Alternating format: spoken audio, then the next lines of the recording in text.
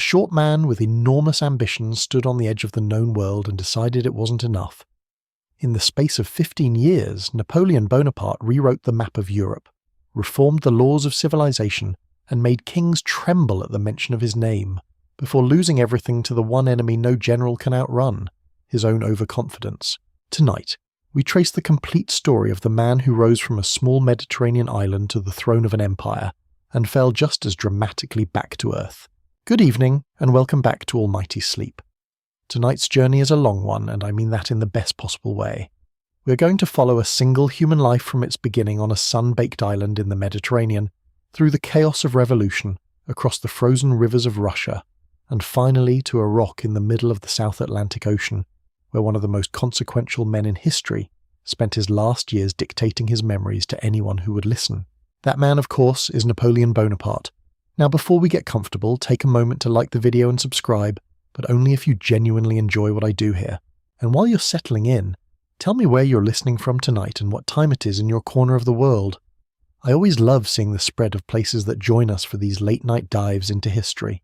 There is something quietly wonderful about knowing that someone in Tokyo and someone in Toronto and someone in a farmhouse in rural France are all drifting off to the same story at the same moment. Now, dim the lights. Maybe let a fan hum in the background. Pull the blanket up if it's cold where you are, and let's ease into tonight's journey together.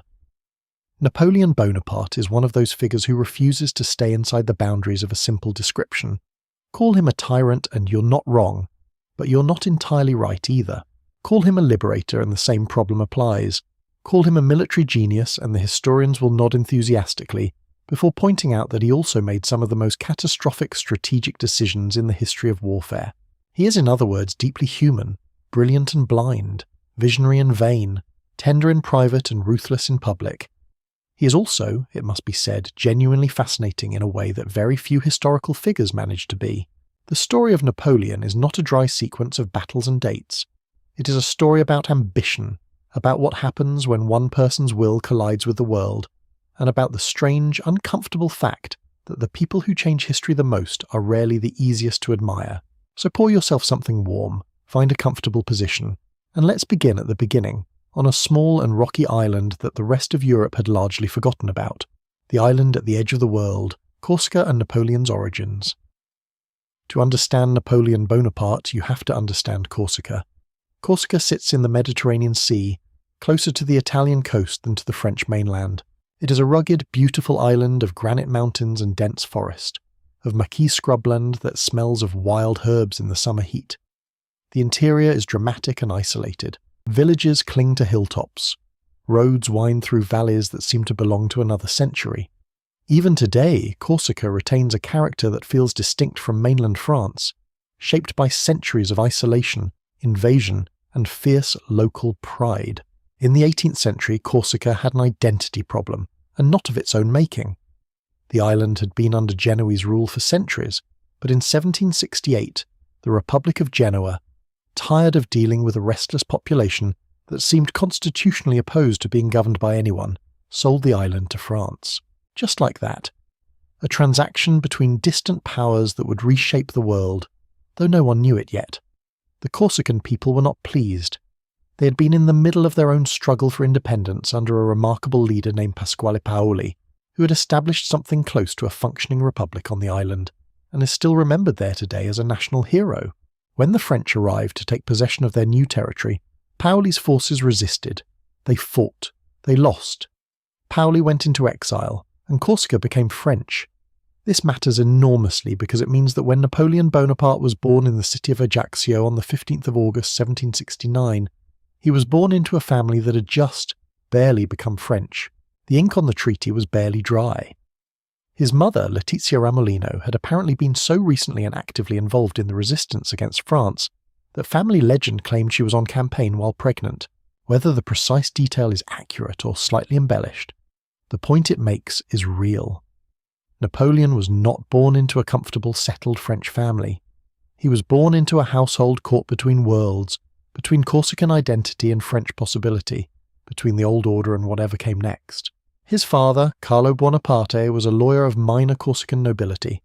He was educated, ambitious in the modest way that provincial gentry often are, and politically nimble enough to recognise that when Pauli's cause was lost, the thing to do was make the best of the new situation.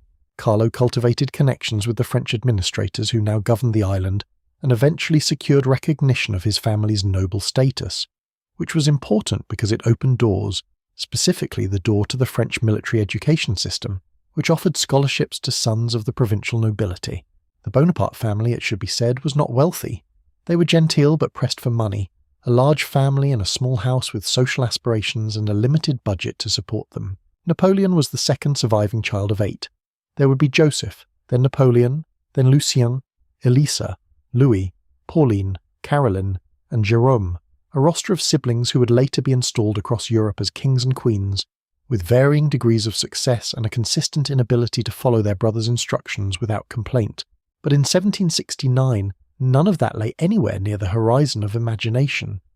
The Bonaparte household was simply a family trying to navigate life on a recently acquired French island, speaking Italian at home, practicing Catholicism, and hoping that Carlo's legal and political connections would translate into opportunities for his children. Letizia Bonaparte is one of the more underrated figures in this entire story. She was formidable in a way that her famous son clearly inherited. She ran the household with strict discipline and a practical toughness that the circumstances demanded. She was not warm in the demonstrative sense. She was not the sort of mother who smothered her children with affection. She expected effort and obedience, and she got it. Napoleon, for all the extraordinary power he would later accumulate, never quite stopped being a little afraid of his mother, which is relatable, honestly. The Corsica of Napoleon's childhood was a place where certain values were absorbed almost through the air. Family loyalty was paramount. Honour, in the Mediterranean sense, was not merely a virtue but a social necessity. The landscape itself instilled something, a sense that the world was hard and beautiful in equal measure, that comfort was not guaranteed, and that survival required both intelligence and will. Napoleon spent the first decade of his life here, speaking Corsican Italian as his primary language, running through the maquis with local children, learning the rhythms of island life. He was, by most accounts, a fierce and combative child. He argued constantly. He fought. He had opinions about everything and absolutely no patience for the idea that he might be wrong. His elder brother Joseph was gentler, more socially graceful, more naturally suited to getting along with people. Napoleon was not getting along with people. Napoleon was competing with them. There is a story, possibly true, possibly improved in the telling, about Napoleon organising childhood war games in the hills around Ajaccio, commanding the other children in elaborate military exercises with a seriousness that struck adults as both impressive and slightly alarming. Whether or not the details are exactly right, the picture it paints feels authentic. This was not a child who would quietly accept the world as he found it. The island shaped him in ways both obvious and subtle. Obvious in that it gave him an outsider's perspective on France, an immigrant's mix of resentment and ambition toward the country that had absorbed his homeland. Subtle in that it gave him a quality of isolation, of self-reliance, of the kind of concentrated interior life that develops when you don't quite fit in and you know it. When Carlo Bonaparte secured places for his sons in French institutions, the family's trajectory changed irrevocably. Joseph went to a seminary. Napoleon, the one who had displayed a particular aptitude for mathematics and a ferocious competitive drive, was destined for the military. In 1779, at the age of 9, Napoleon Bonaparte left Corsica for the first time. He would spend the rest of his life largely in the service of France, but he never entirely stopped being Corsican. The accent faded. The Italian gave way to French. But something in him, something fundamental and unyielding, remained the boy from the island at the edge of the world. The outsider, boyhood, military school, and the making of a soldier. Arriving in mainland France at the age of 9 without fluent French, without money, without connections, and without much in the way of patience for the social hierarchies of the French aristocracy would be a challenging experience for most children. For Napoleon Bonaparte it was, in a very specific way, fuel. He enrolled first at a preparatory school in autumn in 1779, where he spent several months learning enough French to function in the military academy system. He was a serious student in the sense that he worked hard at what interested him, and was barely present at what didn't. Mathematics captivated him. History engaged him. Social niceties did not. By the autumn of 1779 he had been transferred to the military school at Brienne-le-Château in the Champagne region, where he would spend the next 5 years. Brienne was a royal military college, one of 12 established across France to train the sons of the lesser nobility for military careers. It was subsidised by the Crown, which is how Carlo's scholarship arrangement worked, and it was full of boys who, in the main, looked down on the strange dark-complexioned child from the island, who spoke French with an Italian accent, and who seemed constitutionally incapable of accepting a subordinate position without arguing about it. The years at Brienne were, by almost any account, lonely. Napoleon was not popular. He was mocked for his accent, for his poverty, for being Corsican in a school full of French boys who considered Corsica a recent acquisition of limited significance. He did not handle mockery well. He fought, frequently, with fists when words didn't settle the matter, which they often didn't. But he also read, voraciously and relentlessly.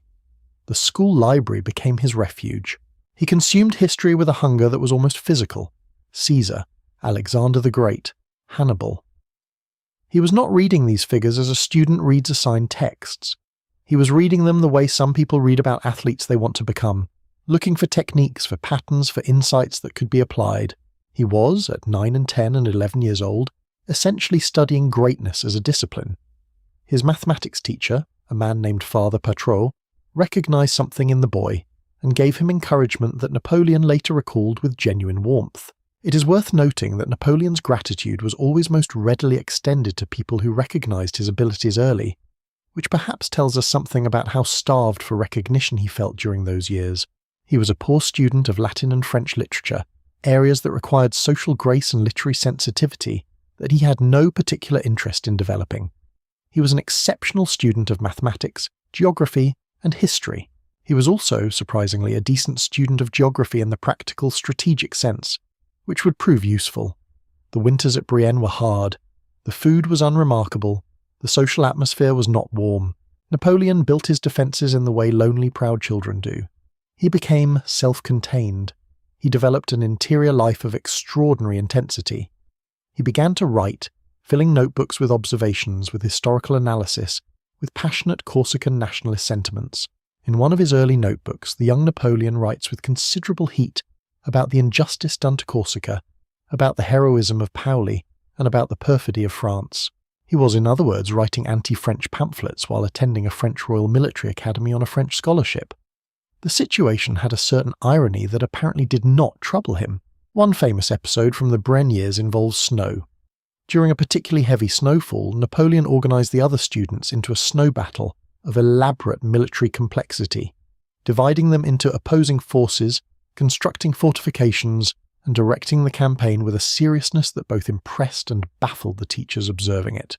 The other children, who had been treating the snow as an opportunity for casual fun, found themselves enrolled in a military exercise without quite knowing how it had happened. This is, in miniature, the pattern of Napoleon's entire life. In 1784, Napoleon was selected for the elite École Militaire in Paris, the capstone of the French military education system. This was where the best students from the provincial schools came to complete their training, and it was a significant elevation. The École Militaire in Paris was a different world from Brienne, grander, more sophisticated, more expensive in its atmosphere. The contrast with Napoleon's actual circumstances was acute.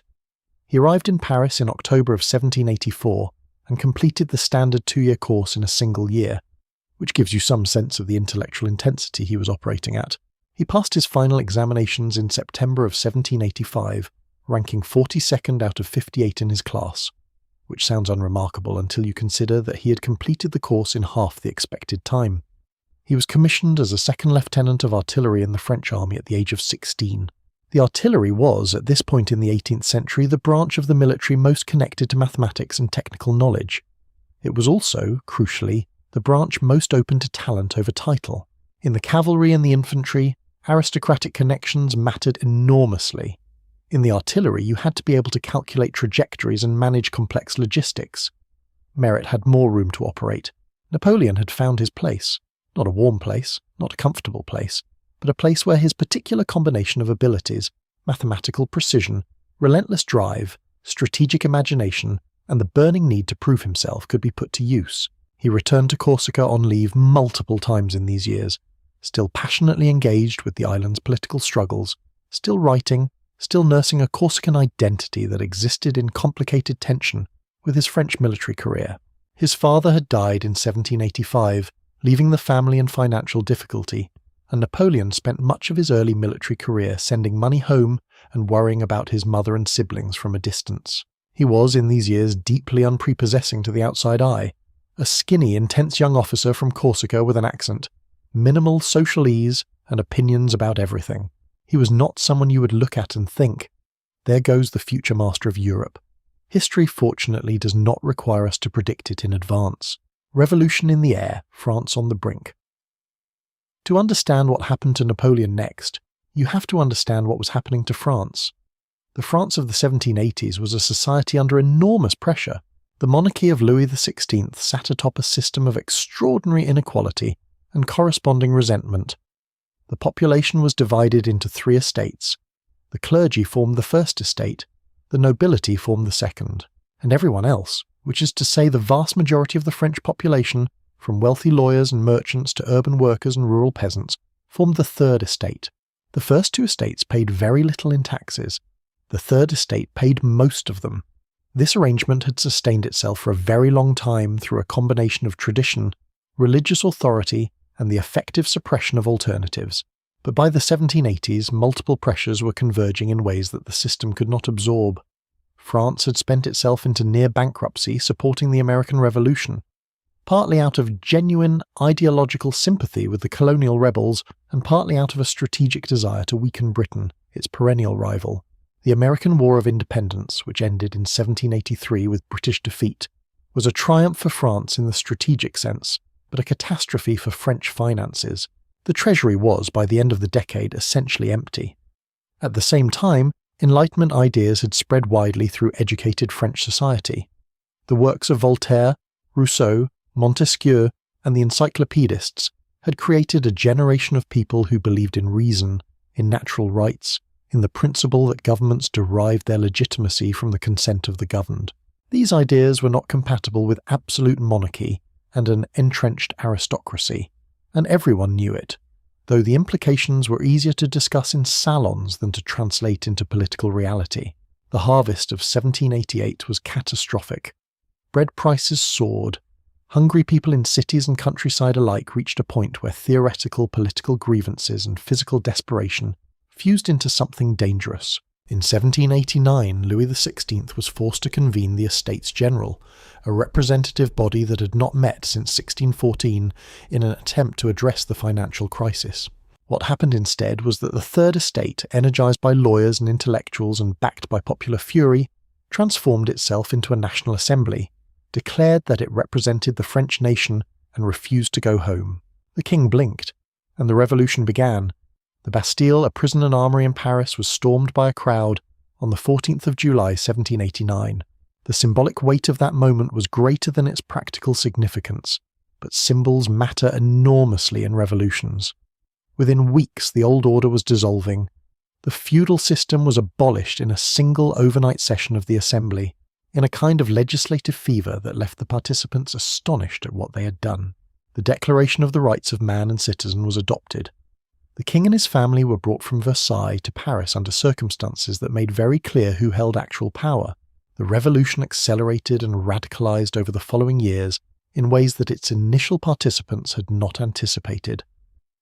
Louis XVI was executed in January of 1793. His queen, Marie Antoinette, followed him to the guillotine in October of the same year.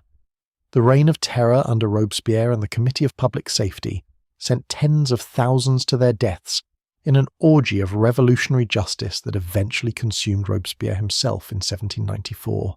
Napoleon observed all of this from a distance, and also from an uncomfortably close proximity at certain moments.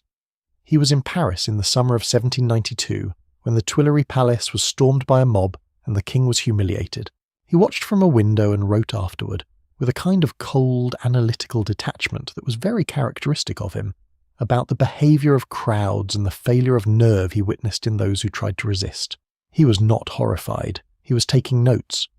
The revolution presented both opportunity and danger for a young officer of Napoleon's background. The emigration of aristocratic officers from the French army, those who fled rather than serve a revolutionary government, created enormous vacancies in the command structure, A talented officer willing to serve the new France could rise with unprecedented speed. On the other hand, serving a revolutionary government was not without risk. The political currents shifted with terrifying speed. Alliances made in one season were betrayals in the next. Napoleon navigated these currents with a mixture of genuine revolutionary sympathy, carefully calibrated opportunism, and luck. He was broadly sympathetic to the revolution's initial ideals, the rational reorganization of society, the replacement of privilege with merit, the assertion of national sovereignty. These were ideas that a self-made Corsican who had spent his childhood being looked down on by French aristocrats could embrace with considerable personal feeling. He was also, it must be said, very good at being useful to whoever was in charge at the moment, which is a talent that transcends ideology. His first real military opportunity came in 1793 at the Siege of Toulon, a Mediterranean port city that had been seized by British and Spanish forces supporting royalist elements of the French population. Napoleon, by this point a captain of artillery, was assigned to the besieging Republican forces after the officer in charge of artillery was wounded. He developed the plan that eventually drove the foreign forces from the port, positioning artillery on a key height in a way that made the enemy's position untenable. Toulon fell in December of 1793.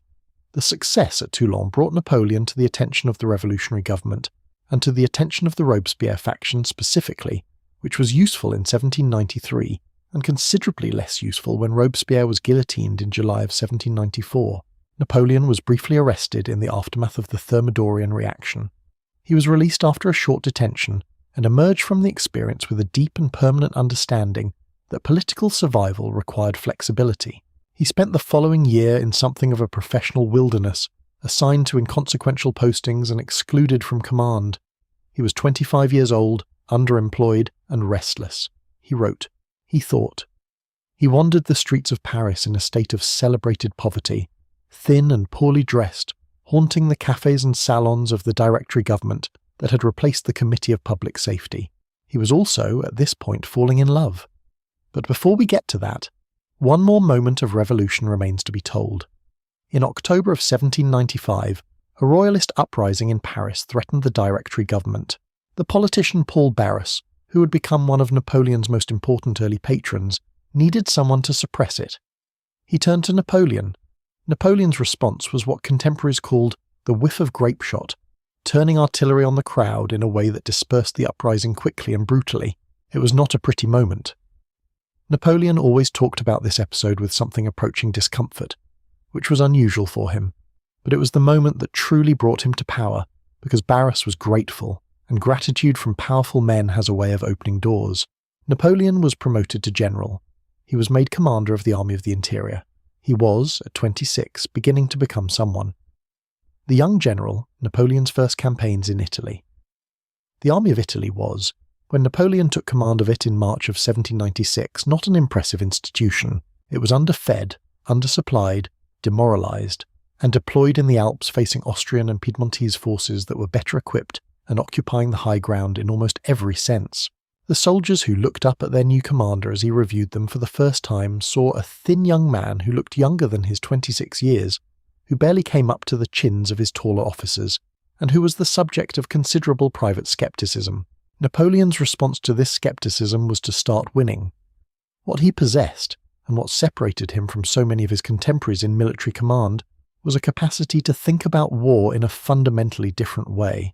The armies of the 18th century had fought according to conventions of movement and supply that emphasized caution, that prioritized not losing over winning, that treated bold offensive action as reckless. Napoleon understood war as a problem of concentration, speed, and psychological disruption. You moved faster than the enemy expected. You attacked where they were weakest. You kept them off balance so they never had time to recover and respond. You won battles not merely by fighting better, but by creating situations in which the enemy's defeat was essentially complete before the main engagement began.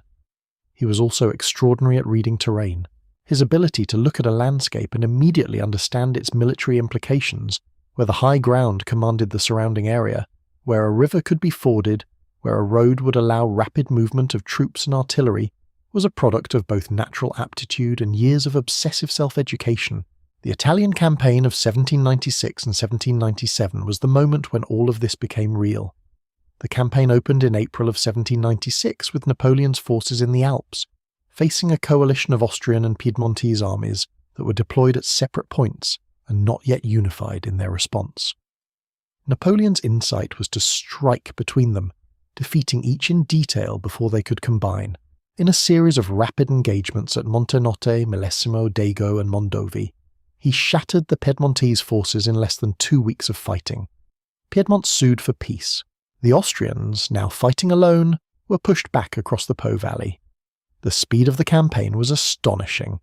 Napoleon's army moved at a pace that consistently outran Austrian expectations. He used the terrain of northern Italy, its rivers, its mountain passes, its open plains, with extraordinary skill. He kept his forces concentrated and his supply lines as short as possible, living off the territory he was moving through in a way that gave him freedom of maneuver that more conventionally supplied armies could not match. He also had an extraordinary instinct for the decisive moment in a battle. Commanders who served under him in this period consistently reported the same experience, that Napoleon seemed to sense when the enemy was about to break, and that he would commit his reserves at precisely that instant, turning a tactical advantage into a rout. This instinct is almost impossible to teach. It is the product of an intelligence that processes battlefield information with unusual speed and accuracy. Milan fell. The Austrians retreated toward Mantua, their main stronghold in northern Italy. Napoleon laid siege to Mantua and spent the rest of 1796 repelling 4 successive Austrian attempts to relieve the siege, winning battles at Castiglione, Arcole and Rivoli in campaigns that textbooks on military history still use to illustrate principles of maneuver warfare. The Battle of Arcole in November 1796 is particularly famous, partly for the episode, perhaps embellished, of Napoleon seizing a flag and leading his troops across a contested bridge under fire. Whether the exact details are historically precise is less important than what the story tells us about how Napoleon was presenting himself and being perceived. He was not a general who directed from a safe distance. He was present, visible, inspiring. His soldiers adored him, not merely because he won, but because he seemed to share their danger. He was also, it should be noted, sending enormous quantities of looted art and treasure back to Paris from the territories he was conquering. Italian artworks, antiquities, and valuables flowed northward toward France in quantities that still cause complicated feelings in Italian museums. Napoleon's relationship to cultural patrimony was, let us say, liberal in its interpretation of who that patrimony belonged to. By early 1797, the Austrians sued for peace. The Treaty of Campo Formio, negotiated by Napoleon with considerable independence from the Directory in Paris, reshaped the map of northern Italy. Napoleon created a series of client republics, reorganized territories, and generally behaved as though he were the head of state rather than a general executing the policy of the French government. The Directory protested. Napoleon largely ignored the protests. He was becoming aware of something important, that the government in Paris needed his victories more than he needed its supervision. He returned to Paris in December of 1797 to considerable popular acclaim. The crowds that gathered were not the polite arranged demonstrations of official approval. They were the product of genuine enthusiasm from a public that had been exhausted by years of revolutionary convulsions and was ready, desperately ready, for a hero. Napoleon had the instincts of a showman even then. He dressed simply. He cultivated an air of Roman Republican virtue. He attended meetings of the Institut de France, France's premier learned society, and presented himself as a man of intellect as well as arms. He was already thinking about how to be perceived, which is to say he was already thinking politically. The Directory was uncomfortable. Here was a general who had essentially run his own foreign policy, who had returned to Paris immensely famous, and who was clearly not planning to quietly go back to being a provincial artillery officer. What to do with him? The answer they arrived at would turn out to be one of the more consequential miscalculations in French history. The Egyptian gamble, desert dreams, and strategic disaster. The Directory's solution to the problem of what to do with an inconveniently famous and ambitious general was to send him somewhere far away. Egypt seemed ideal. It was exotic, strategically interesting from the perspective of striking at British interests in the Eastern Mediterranean and potentially India, and sufficiently distant from Paris that whatever happened there would not immediately destabilize French politics. Napoleon was, somewhat surprisingly, enthusiastic. He was fascinated by the East, by antiquity, by the idea of following in the footsteps of Alexander the Great, a comparison he was not above encouraging. He assembled an expedition that was extraordinary in its ambition. Along with 38,000 soldiers, he brought 167 scientists, scholars, artists, and intellectuals, the Commission des Sciences et des Arts, tasked with studying and documenting Egypt in every possible dimension. This is actually one of the most remarkable things about Napoleon, and worth pausing on. He brought scholars to a military campaign. He treated the intellectual investigation of Egypt as a project equal in importance to the military conquest of it. The resulting publication, the Description de l'Égypte, eventually ran to 23 volumes and effectively founded the modern field of Egyptology. The Rosetta Stone, which unlocked the ability to read ancient Egyptian hieroglyphics, was discovered by French soldiers during this campaign. Napoleon was genuinely curious about the world. He read constantly. He asked questions. He convened what he called his Institut d'Égypte in Cairo, gathering his scholars for regular discussions on topics ranging from the feasibility of a canal linking the Mediterranean to the Red Sea, to the properties of water from the Nile. He participated in these discussions, he contributed. He was not merely performing intellectual interest, he found it genuinely engaging, which makes it all the more frustrating, for him and for history, that the Egyptian expedition was also a military disaster. The campaign began promisingly enough. The French fleet arrived off the Egyptian coast in late June of 1798. Napoleon's forces landed and marched toward Cairo in the July heat, which was catastrophic for soldiers accustomed to European climates. Men died from heat exhaustion and thirst in significant numbers. The campaign diary of the expedition makes for grim reading, but the Battle of the Pyramids in late July was a French triumph, routing the Mamluk cavalry that defended Egypt with the disciplined firepower of well-organized infantry squares. Napoleon's famous remark to his troops before the battle, that from the heights of these pyramids 40 centuries look down upon you, was almost certainly improved in the recollection, but it captures the tone he was aiming for. Then everything went wrong. Admiral Horatio Nelson, who had been searching for the French fleet with characteristic obsessive determination, found it anchored in Aboukir Bay near Alexandria on the 1st of August 1798. What followed was the Battle of the Nile, one of the most decisive naval engagements in history. Nelson attacked in the evening, catching the French fleet at anchor, and destroyed or captured all but 2 of the French ships of the line. Napoleon's army was now in Egypt with no way home. The Mediterranean was British. Napoleon received the news of the naval disaster with characteristic self-control in public, which is to say he raged privately, and then presented a composed face to his officers. He continued the Egyptian campaign, marching into Palestine in 1799, besieging Acre, and failing to take it after a prolonged and costly attempt. A plague epidemic devastated his forces. The retreat back to Egypt was arduous and demoralizing. Meanwhile, France was in trouble. The Directory, never a stable government, was facing military setbacks in Europe, as a new coalition formed against France. The news filtering through to Napoleon in Egypt, by courier ships that ran the British naval blockade with varying success, painted a picture of a government in crisis. Napoleon made a decision that his contemporaries found shocking and that military historians have argued about ever since. He abandoned his army. In August of 1799, he slipped away from Egypt on a fast frigate, leaving command to his subordinates, and sailed for France. The army he left behind would eventually negotiate a British supervised withdrawal, but many of the men he had brought to Egypt would never return to France. The decision to abandon the Egyptian expedition was, from a purely military honour perspective, difficult to defend. Napoleon knew it. He never spoke comfortably about it afterward, but from a political perspective it was the right calculation. France needed him more urgently than Egypt did. The moment was coming, and he intended to be there for it. He arrived in France in October of 1799 to find a country that was, indeed, in crisis, and to find himself somehow, despite having abandoned an army in Africa, still the most popular military figure in the country. The Egyptian adventure had been, ultimately, a failure. The strategic objectives were not achieved. The army was stranded. British power in the Mediterranean was not damaged, it was enhanced. But the expedition had created something valuable to Napoleon regardless. It had given him a mythological dimension. The pyramids, the scholars, the Orient, the ancient world. He had walked where Alexander had walked. He had studied hieroglyphics and founded scientific institutes. He had suffered plague and survived. None of this compensated for the military and strategic failures, but it added to the picture of Napoleon as something more than a general. It suggested a man of history, someone operating on a scale that made ordinary measurements inadequate. He was also now about to commit the most purely political act of his career, the coup, Brumaire, and the birth of the consul. The French Directory was not loved. This is important to establish.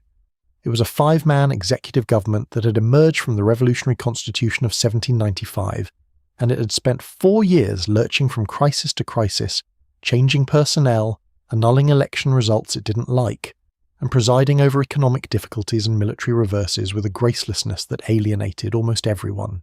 By the autumn of 1799, there was a widespread sense among French political elites that the Directory had to go. The disagreement was over what should replace it. Some wanted a more robust constitutional republic.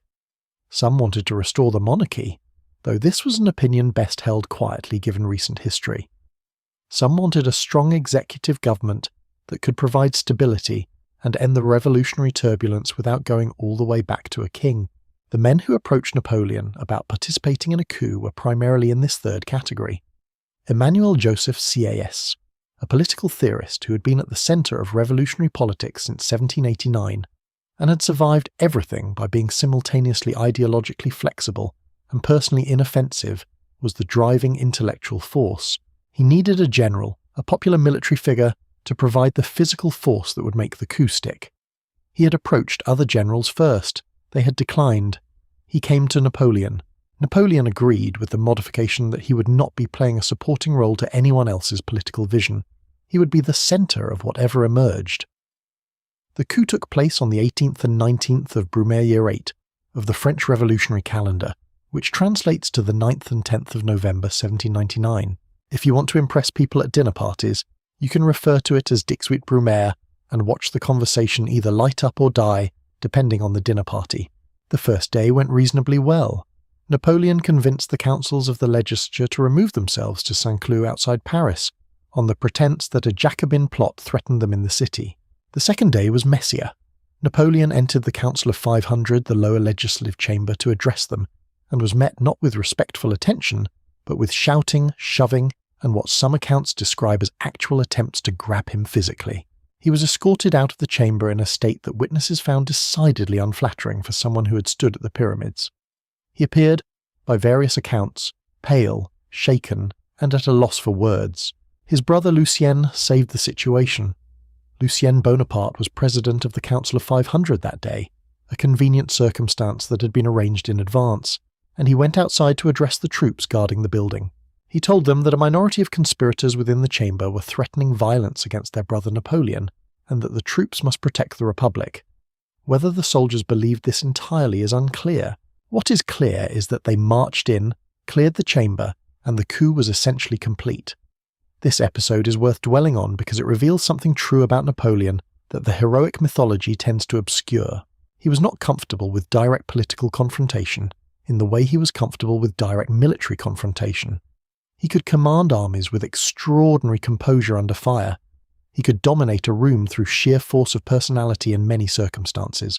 But the chamber of the 500, full of shouting legislators who did not immediately recognize his authority and were not above laying hands on him, briefly undid him.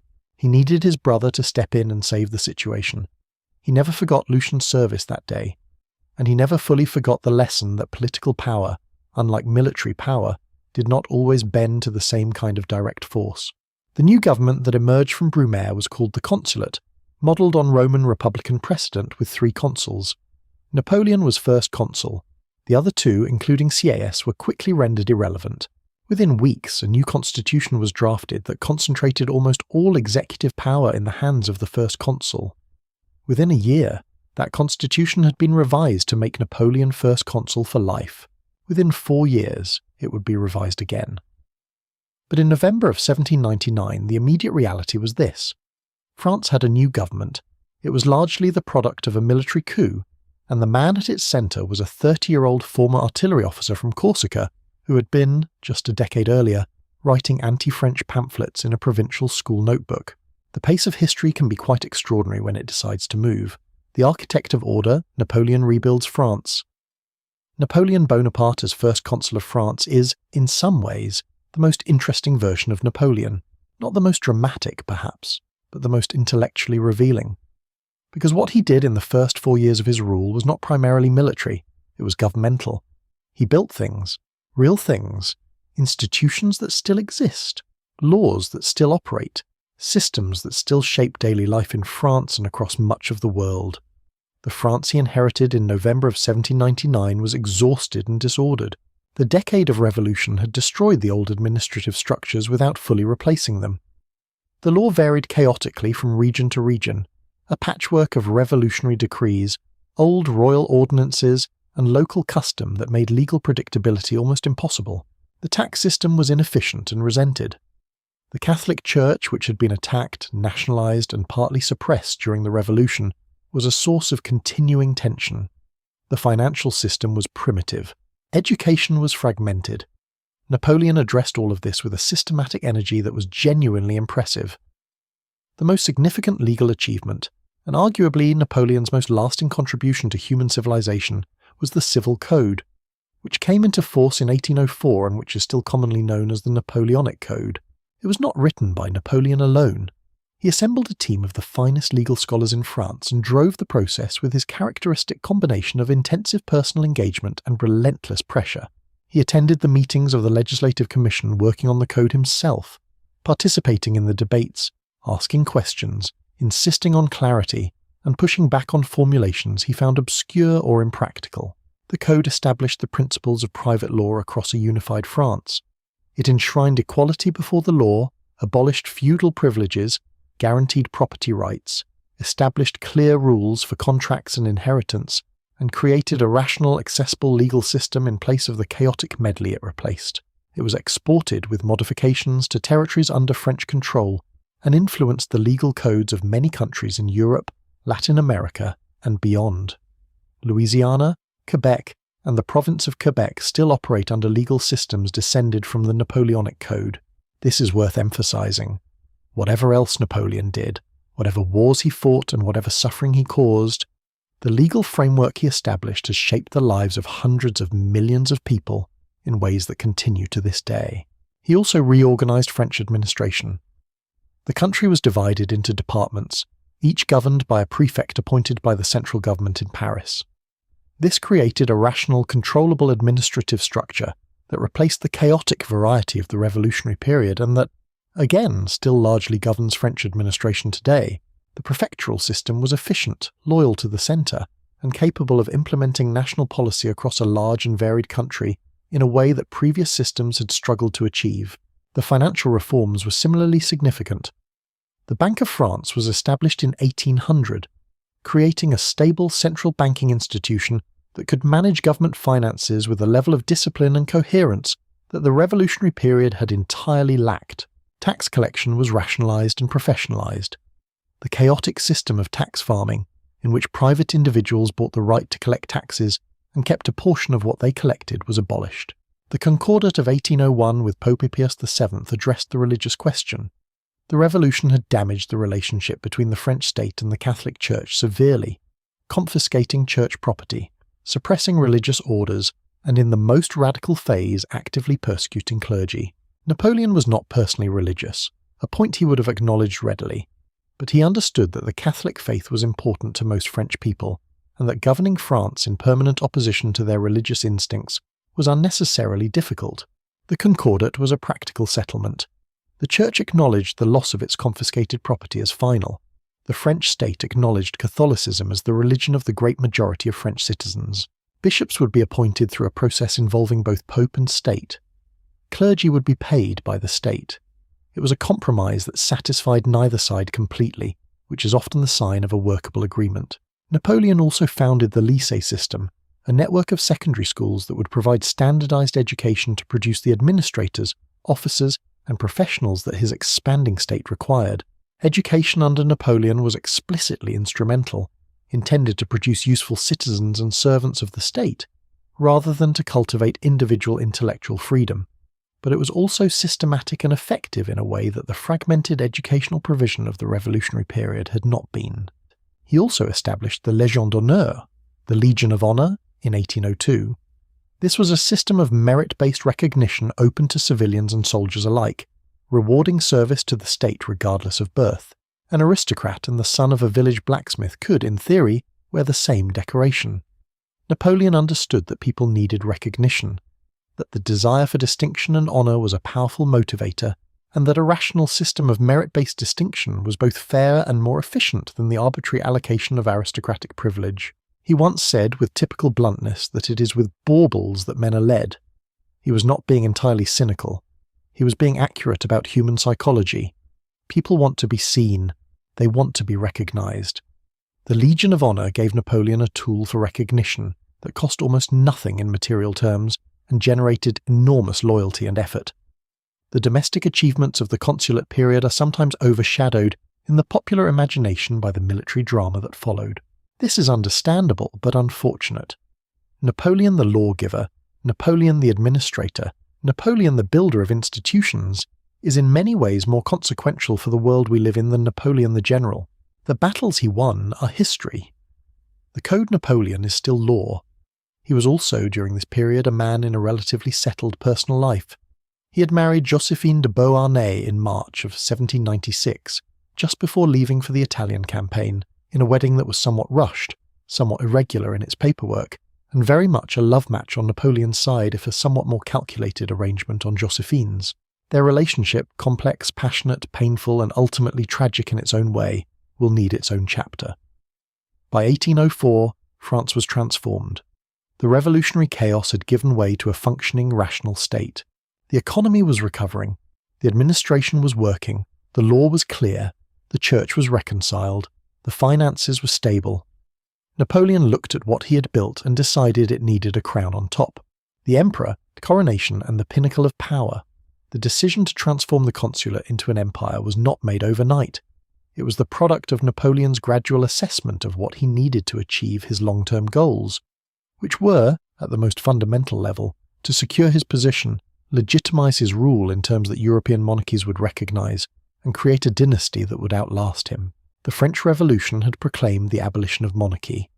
Napoleon was proposing to restore it, while insisting that the new empire was something fundamentally different from the old regime, a popular, meritocratic empire grounded in the principles of the revolution rather than in hereditary right. This required some careful presentation. There was also, it should be noted, an assassination plot. In 1804, French police uncovered a royalist conspiracy, backed by British money, that had come uncomfortably close to killing Napoleon. The discovery of the plot gave Napoleon's supporters an argument for the empire on security grounds. The Republic's institutions were not sufficient to protect France from royalist subversion. Only the stability of an imperial dynasty could guarantee continuity. Napoleon was not a man to waste a useful crisis. A plebiscite was held. The French people, by an enormous majority, approved the establishment of the empire. The vote was not conducted under conditions that would satisfy modern standards of democratic integrity, but the enthusiasm was not entirely manufactured either. Napoleon's domestic achievements had generated genuine popular support. The coronation took place on the 2nd of December 1804 in the Cathedral of Notre Dame in Paris. Pope Pius VII travelled from Rome to perform the ceremony, which was itself a statement of enormous symbolic significance. The last time a pope had crossed the Alps to crown a French ruler had been in the year 800, when Pope Leo III had crowned Charlemagne. Napoleon was inserting himself into that historical lineage with completely straight-faced confidence. The ceremony was planned in extraordinary detail. David's famous painting of the coronation captures the moment that became most famous. Napoleon, instead of receiving the crown from the Pope and placing it on his own head, took the crown from the altar himself and crowned himself first, then crowned Josephine. The message was precise. His authority did not come from the church. It came from himself, from the people, from military success, from the will of history. The Pope was a witness, not a conferrer of legitimacy. Pius VII, who had made a very long journey for a very important occasion, apparently accepted this revision to the ceremonial plan with the resigned grace of a man who had realized some time ago that he was not in charge of proceedings.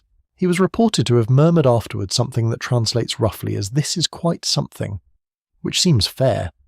Josephine Bonaparte, crowned empress that day, wore a dress of white satin and gold embroidery, and looked, by all accounts, magnificent. Napoleon had insisted on the finest ceremonial display that could be organised. The Paris that had stormed the Bastille 15 years earlier was now watching an imperial coronation of medieval grandeur. The revolution was not over, Napoleon would have insisted. The revolution was complete. Its principles were now embodied in an emperor. Europe's monarchies were not convinced by this argument. The crowned heads of Austria, Prussia, Russia and Britain watched the coronation of Napoleon I with a mixture of alarm, contempt and grudging acknowledgement that whatever he was something that had to be taken seriously. He was now Napoleon I, Emperor of the French, King of Italy, and mediator of the Swiss Confederation. He was 34 years old. He'd come a very long way from Ajaccio, Austerlitz, the perfect battle. By the autumn of 1805, France was at war again. The Third Coalition, comprising Britain, Austria, Russia, Sweden and Naples, had formed in response to French expansion and the transformation of the consulate into an empire. The British were the financial engine of the coalition, subsidizing the continental powers and maintaining the naval blockade that kept French commerce under constant pressure. Napoleon had been planning an invasion of Britain and had assembled a large army at the Camp of Boulogne on the Channel coast for this purpose. He is supposed to have said that if he could control the Channel for 6 hours, he would be master of the world, which is the kind of thing that sounds brilliant until you try to actually control the English Channel for 6 hours. The navy he was relying on failed to achieve the necessary concentration of force, and on the 21st of October 1805, Nelson's fleet destroyed the combined French and Spanish fleet at Trafalgar, ending any realistic prospect of crossing to England. Napoleon had already turned east. The Grande Armée, as his main field force had been designated, was the finest military instrument in Europe. It had been trained and exercised for 2 years at Boulogne, and it moved with a speed and coordination that no other army of the era could match. Its corps system, in which each corps was a self-contained combined arms unit capable of independent operation, was Napoleon's organisational innovation, and it gave him a flexibility that his opponents, operating with more traditional army structures, consistently struggled to respond to. The Austrian army in Bavaria was encircled and forced to surrender at Ulm in October of 1805, in one of the most purely operational victories of Napoleon's career, achieved largely through manoeuvre rather than battle. 60,000 Austrian troops surrendered with barely a significant engagement. Vienna fell. Napoleon occupied the Austrian capital in November of 1805, but the campaign was not over. The Russian army under General Kutuzov was retreating northward into Moravia, avoiding engagement while waiting for circumstances to improve.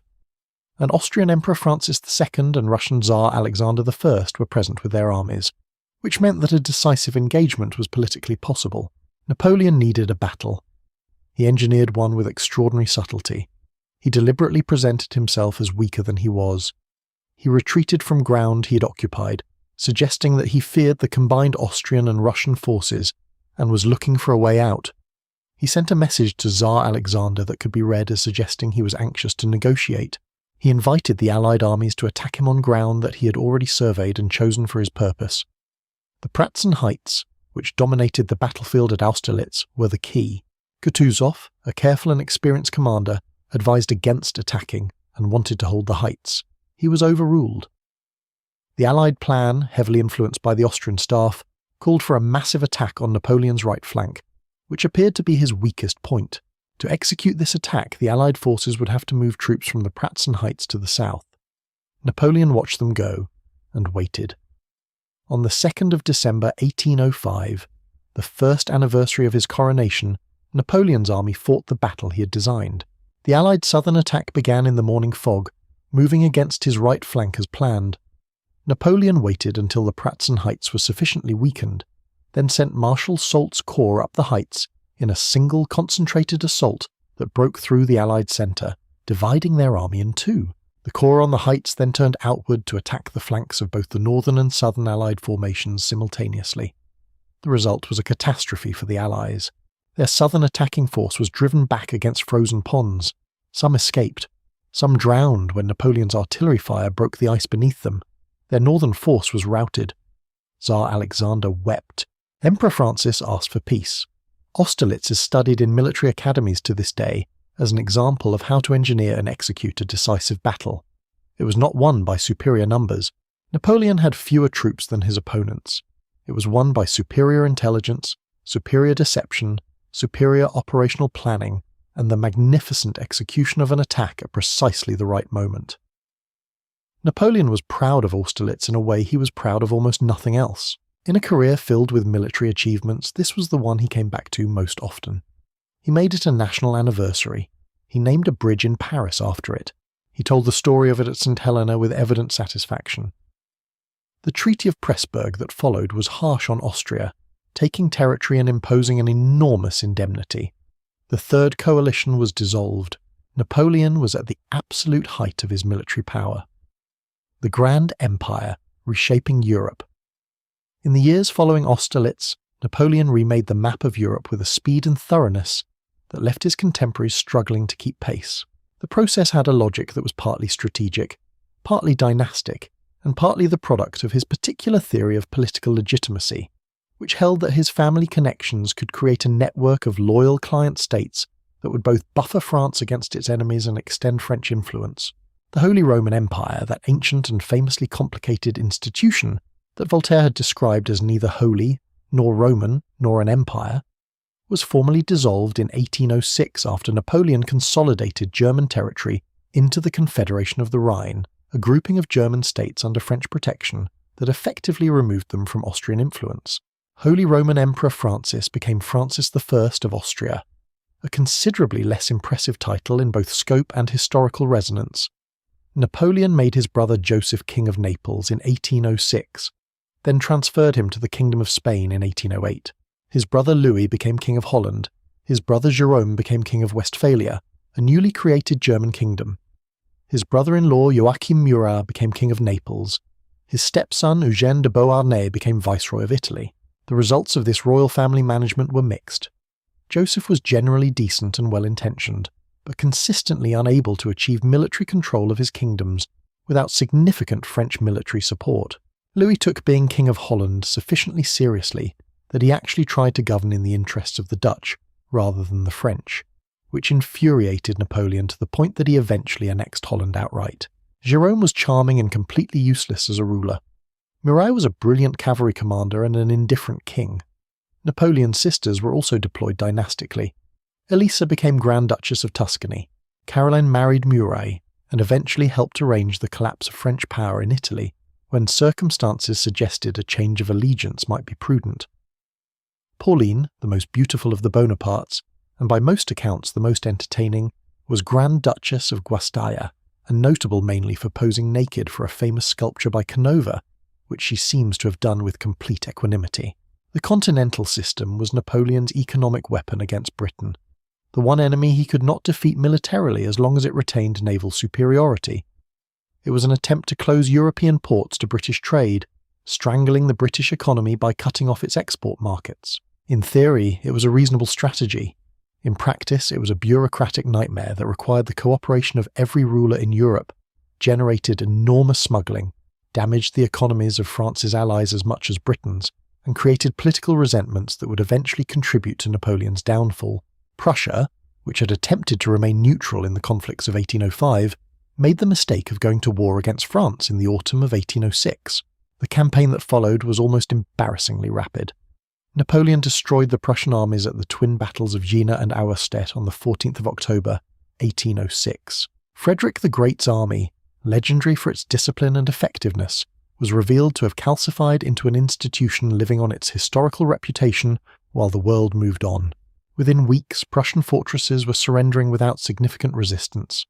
Frederick the Great's sword was taken from his tomb and sent to Paris.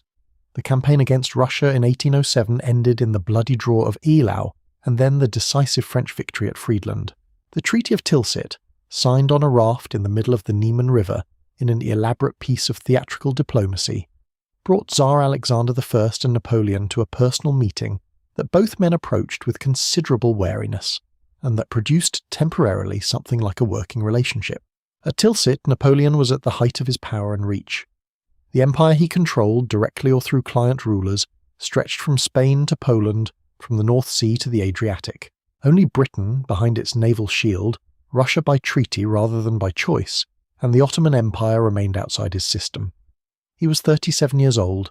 He was Emperor of the French, King of Italy, Protector of the Confederation of the Rhine, Mediator of the Swiss Confederation, and the effective arbiter of European affairs. He had rewritten the map of the continent. He had imposed his legal code on millions of people who had not been consulted. He had placed his brothers on thrones with varying degrees of competence. He had also, without quite realizing it, created the conditions of his own destruction.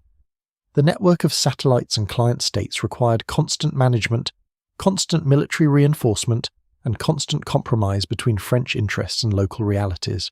The continental system was generating resentment. The Spanish situation was deteriorating. The relationship with Russia was fragile, and his personal life contained a wound he had not yet found the nerve to address. The Grand Empire was vast. It was also, in certain fundamental ways, hollow at its core. It depended entirely on Napoleon's continued military success to maintain the loyalty of states that accepted French dominance only under compulsion, and it depended on Napoleon's continued health and presence at its centre.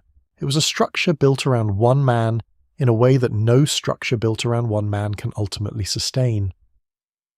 But in 1807, sitting on a raft in the Niemen River, with Tsar Alexander smiling at him, none of that was yet visible. The Spanish ulcer, war on the peninsula. Napoleon called it his Spanish ulcer. The name tells you everything. An ulcer is not a wound.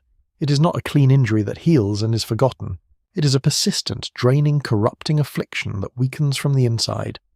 The Peninsular War that began in 1808 and continued until 1814 was, arguably, the first crack in the Grand Empire's foundations, and it was a crack that Napoleon's own decisions helped create. The Iberian Peninsula in the early 19th century was controlled by Portugal and Spain.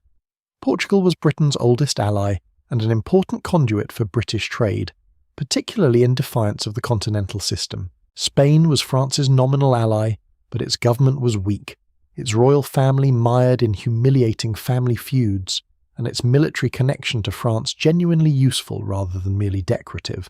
Napoleon's initial move was to arrange the occupation of Portugal with Spanish cooperation, routing French troops through Spain. This went smoothly enough.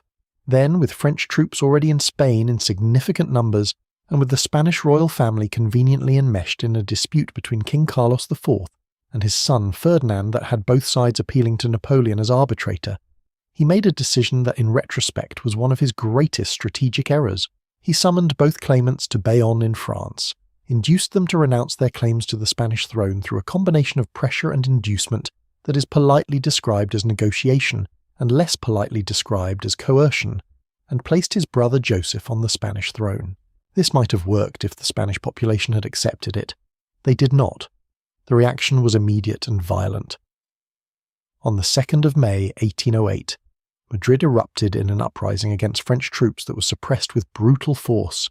The reprisals, in which hundreds of Madrileños were executed, were commemorated by Goya in paintings of such haunting power that they are still considered among the greatest anti-war images ever created. The uprising spread across Spain. Provincial juntas declared loyalty to the imprisoned Ferdinand and organized resistance. The Catholic Church, which had deep roots in Spanish society and which regarded the French as godless revolutionaries, gave its full support to the resistance. The guerrilla war that developed was something French armies were not equipped to deal with.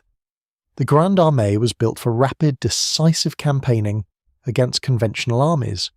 Guerrilla warfare, the hit-and-run raids of small irregular forces on supply lines, couriers and isolated detachments, frustrated every tactical principle Napoleon had developed. There was no army to maneuver against, no centre of gravity to strike, no decisive battle to win. The Spanish countryside became a slow, grinding consumption of French men and resources that went on for years. Then a British army arrived under Arthur Wellesley, later the Duke of Wellington. Wellington is, in some ways, Napoleon's mirror image. Where Napoleon was impulsive and aggressive, Wellington was patient and defensive. Where Napoleon sought the dramatic, decisive battle, Wellington sought to preserve his army and avoid unnecessary risk. Where Napoleon inspired devotion through personal presence and theatrical leadership, Wellington was famously cold, demanding, and private. He referred to his own soldiers as the scum of the earth recruited for drink, which is not a man-management style Napoleon would have recognized. But Wellington was an exceptional general. His campaigns in the peninsula demonstrated a mastery of logistics, position, and the exploitation of terrain that eventually drove French forces from the Iberian Peninsula entirely. He consistently defeated French marshals who collectively commanded more troops than he did, by refusing to be drawn into the decisive battle Napoleon's system required. French forces in Spain numbered at various points over 300,000 men. They never controlled more than the towns they garrisoned. The countryside between the towns was enemy territory, where guerrilla bands operated with the support of the population and where French supply convoys moved at constant risk. The word guerrilla entered European military vocabulary during this war, and with it the concept of the War of the People, in which an entire population becomes a military force. Napoleon personally led a campaign in Spain in the winter of 1808 and 1809, winning several victories and demonstrating that in his presence, French forces could operate with their usual effectiveness. He drove Wellington back and cleared most of northern Spain. Then he left, called back to deal with Austria's renewed aggression in 1809. He never returned to Spain. The marshals he left behind, Soult, Messina and others, were capable commanders who could win individual battles, but could not coordinate effectively and could not solve the fundamental problem of a war against a people. Joseph remained on his throne, unable to exercise real authority, and dependent on French military power he could not command directly. The Peninsular War drained France steadily throughout the remainder of the empire's existence. It consumed hundreds of thousands of men over 6 years. It provided Britain with a continental base of operations and demonstrated to Europe that Napoleon's armies could be defeated. It created a model of national resistance, the guerrilla war backed by popular faith and external support, that would inspire subsequent movements across the continent. It was, in the end, the wound that did not heal. Love, marriage, and the heir. Napoleon's personal world.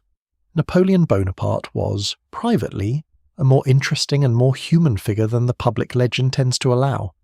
The image that history most readily produces is of relentless calculation, of a man entirely consumed by military and political machinery, who moved through the world like a force of nature rather than a person. This image is not entirely wrong, but it is incomplete in ways that matter. He was capable of great tenderness. People who encountered him in private settings consistently reported a warmth that his public persona carefully concealed, a genuine interest in the people around him, a capacity for affection that the years of empire and command never entirely extinguished. He was genuinely funny, in a sardonic and sometimes caustic way that caught people off guard, because the public Napoleon was not a man you associated with dry wit delivered at his own expense. He played chess badly and was fully aware of it, which is its own small humanizing detail. He loved novels, particularly the romantic fiction of the 18th century, consuming them in the brief gaps between campaigns and councils with the same concentrated appetite he brought to military dispatches. He had an enormous sweet tooth. He ate his meals with extraordinary speed, a habit formed in the field and never lost in peacetime, which alarmed his doctors and presented his kitchen staff with the particular logistical challenge of preparing elaborate imperial dinners that would be consumed in approximately 8 minutes. He was also, in matters of the heart, considerably more vulnerable than the legend permits. Josephine de Beauharnais was the first serious love of his life, and in many ways the defining one. She was a Creole widow from Martinique, born Marie-Joseph Rose Tachère de la Pagerie, which is quite a name to carry through a revolution. She was 6 years older than Napoleon, elegant in a way that seemed entirely effortless, charming in a way that filled rooms without appearing to try.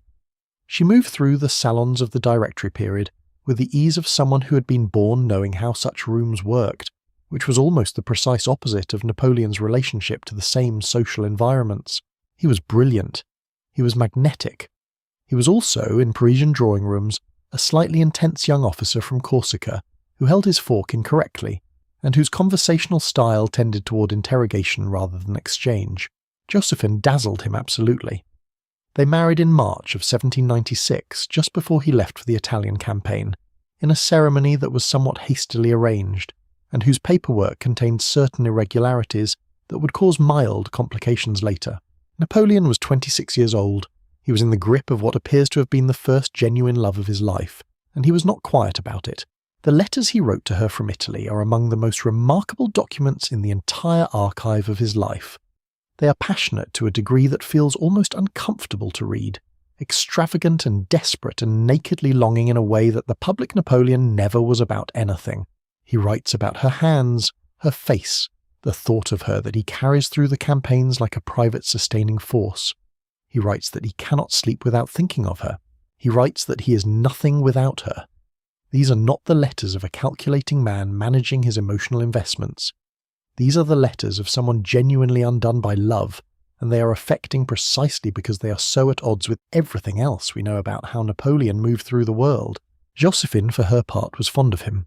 Perhaps more than fond, though the degree of her feeling has been debated across 2 centuries by people examining her letters with considerably more critical attention than she ever intended them to receive.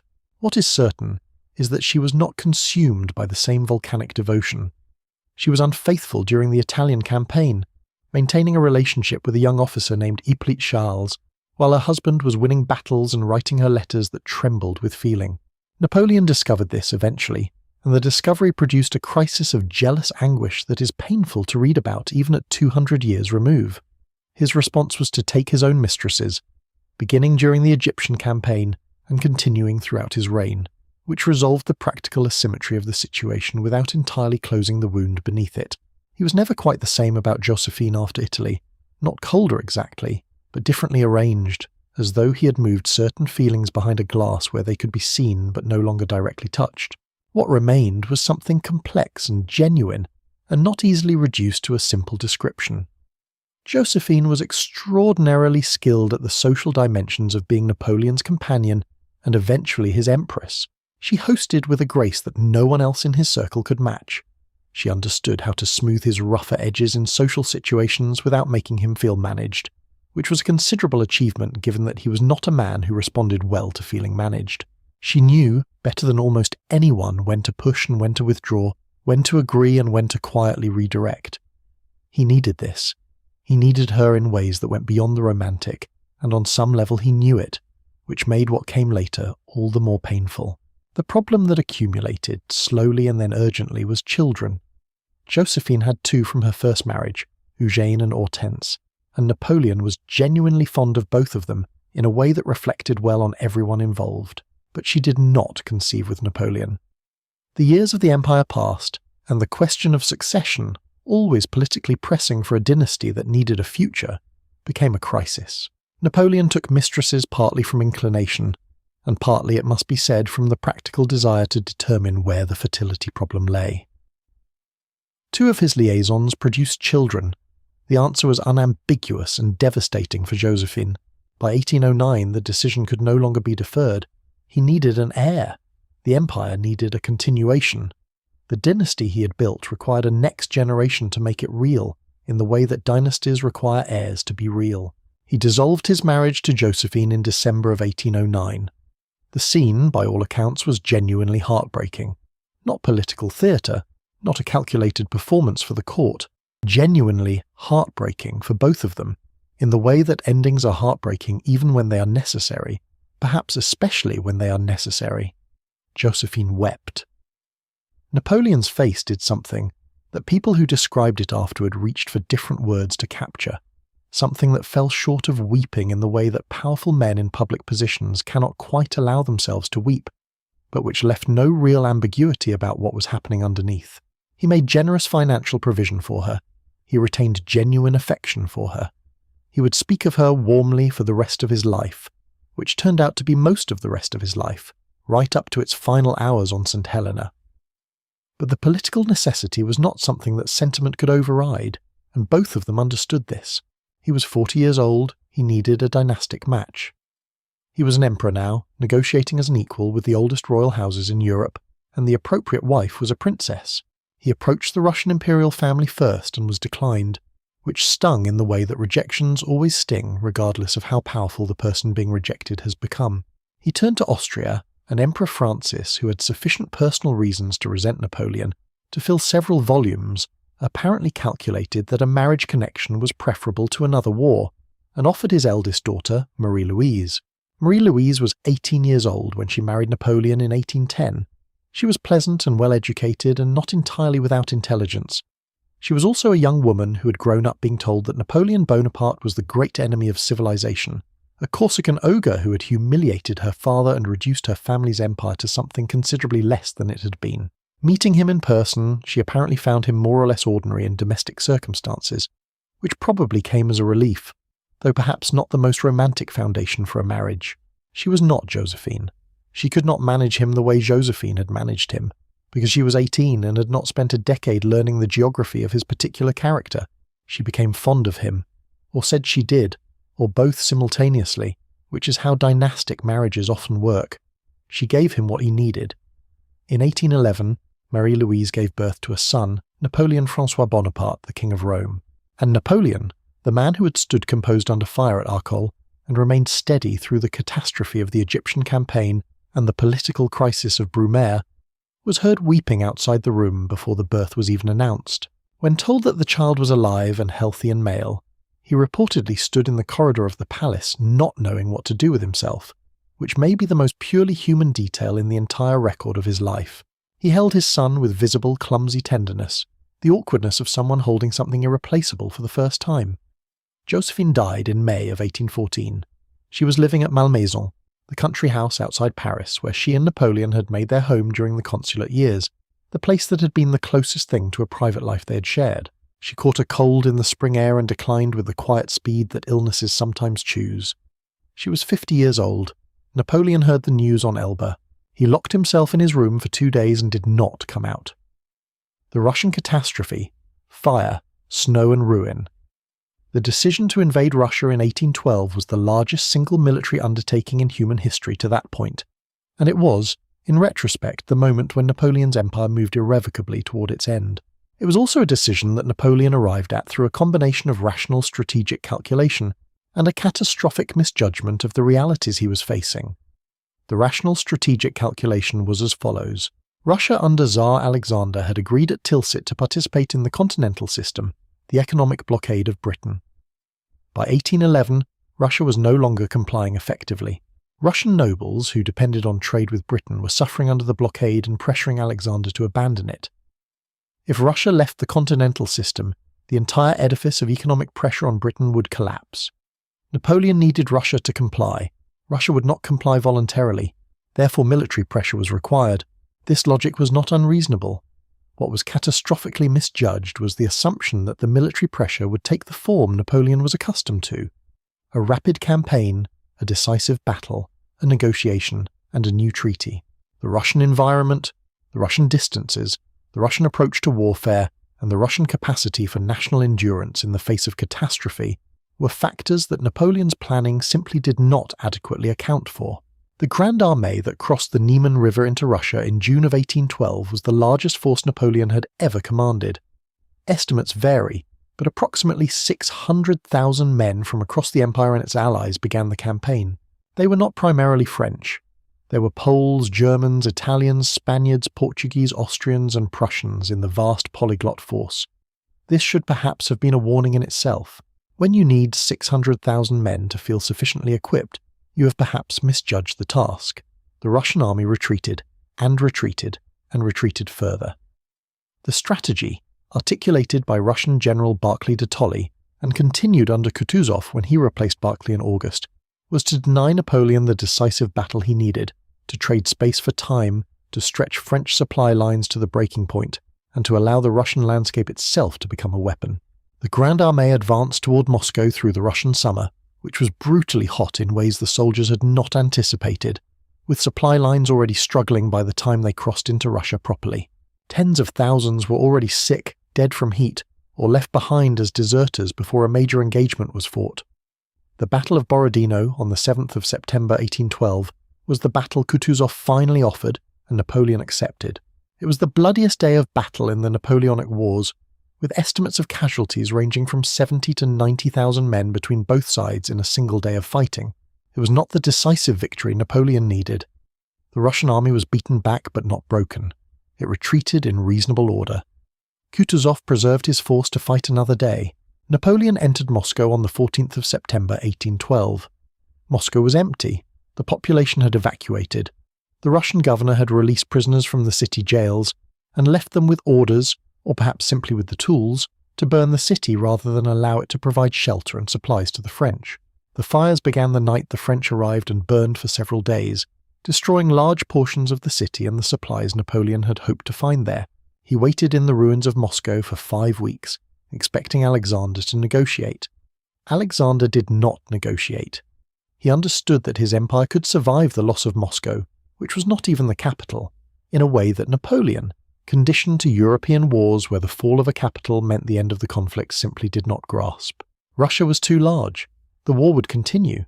The retreat from Moscow, which began on the 19th of October 1812, was one of the greatest military catastrophes in the history of warfare. The army that had marched into Russia with 600,000 men staggered out of it, with perhaps 100,000, and many of those were dying. The autumn rains turned Russian roads to mud that swallowed horses and wagons. Then the early winter hit, and hit harder than usual. The winter of 1812 was one of the coldest in living memory, and it arrived earlier than expected.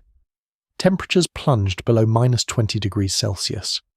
Men without adequate winter clothing, which the army had not brought because the campaign was supposed to be over before winter, froze in their hundreds.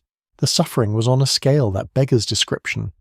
Men who had marched into Russia in the summer with weapons and equipment and military organization walked out of it in tatters, without weapons, without leadership, without hope, their feet wrapped in rags, burning anything they could find to stay alive through each night. Cossack raiders harassed the column constantly, picking off stragglers, attacking flanks, preying on the wounded and the separated. The crossing of the Berezina River in late November, conducted under Russian attack while the river was freezing around the temporary bridges the French engineers constructed, became the ultimate symbol of the catastrophe. Thousands drowned, thousands were captured, thousands were trampled in the desperate crush to cross before the bridges were destroyed. Napoleon left the army in December and returned to Paris ahead of his troops. He had received news of a coup attempt in Paris, the short-lived plot by General Mallet, who had attempted to seize power by announcing that Napoleon was dead. The plot failed quickly, and its leader was executed. But it demonstrated something Napoleon found deeply disturbing, that people could contemplate his death as an opportunity rather than a catastrophe. His empire was more fragile than it appeared. He drove through the winter in a closed carriage, his face altered by what he had seen and what he had done. He had started with 600,000 men.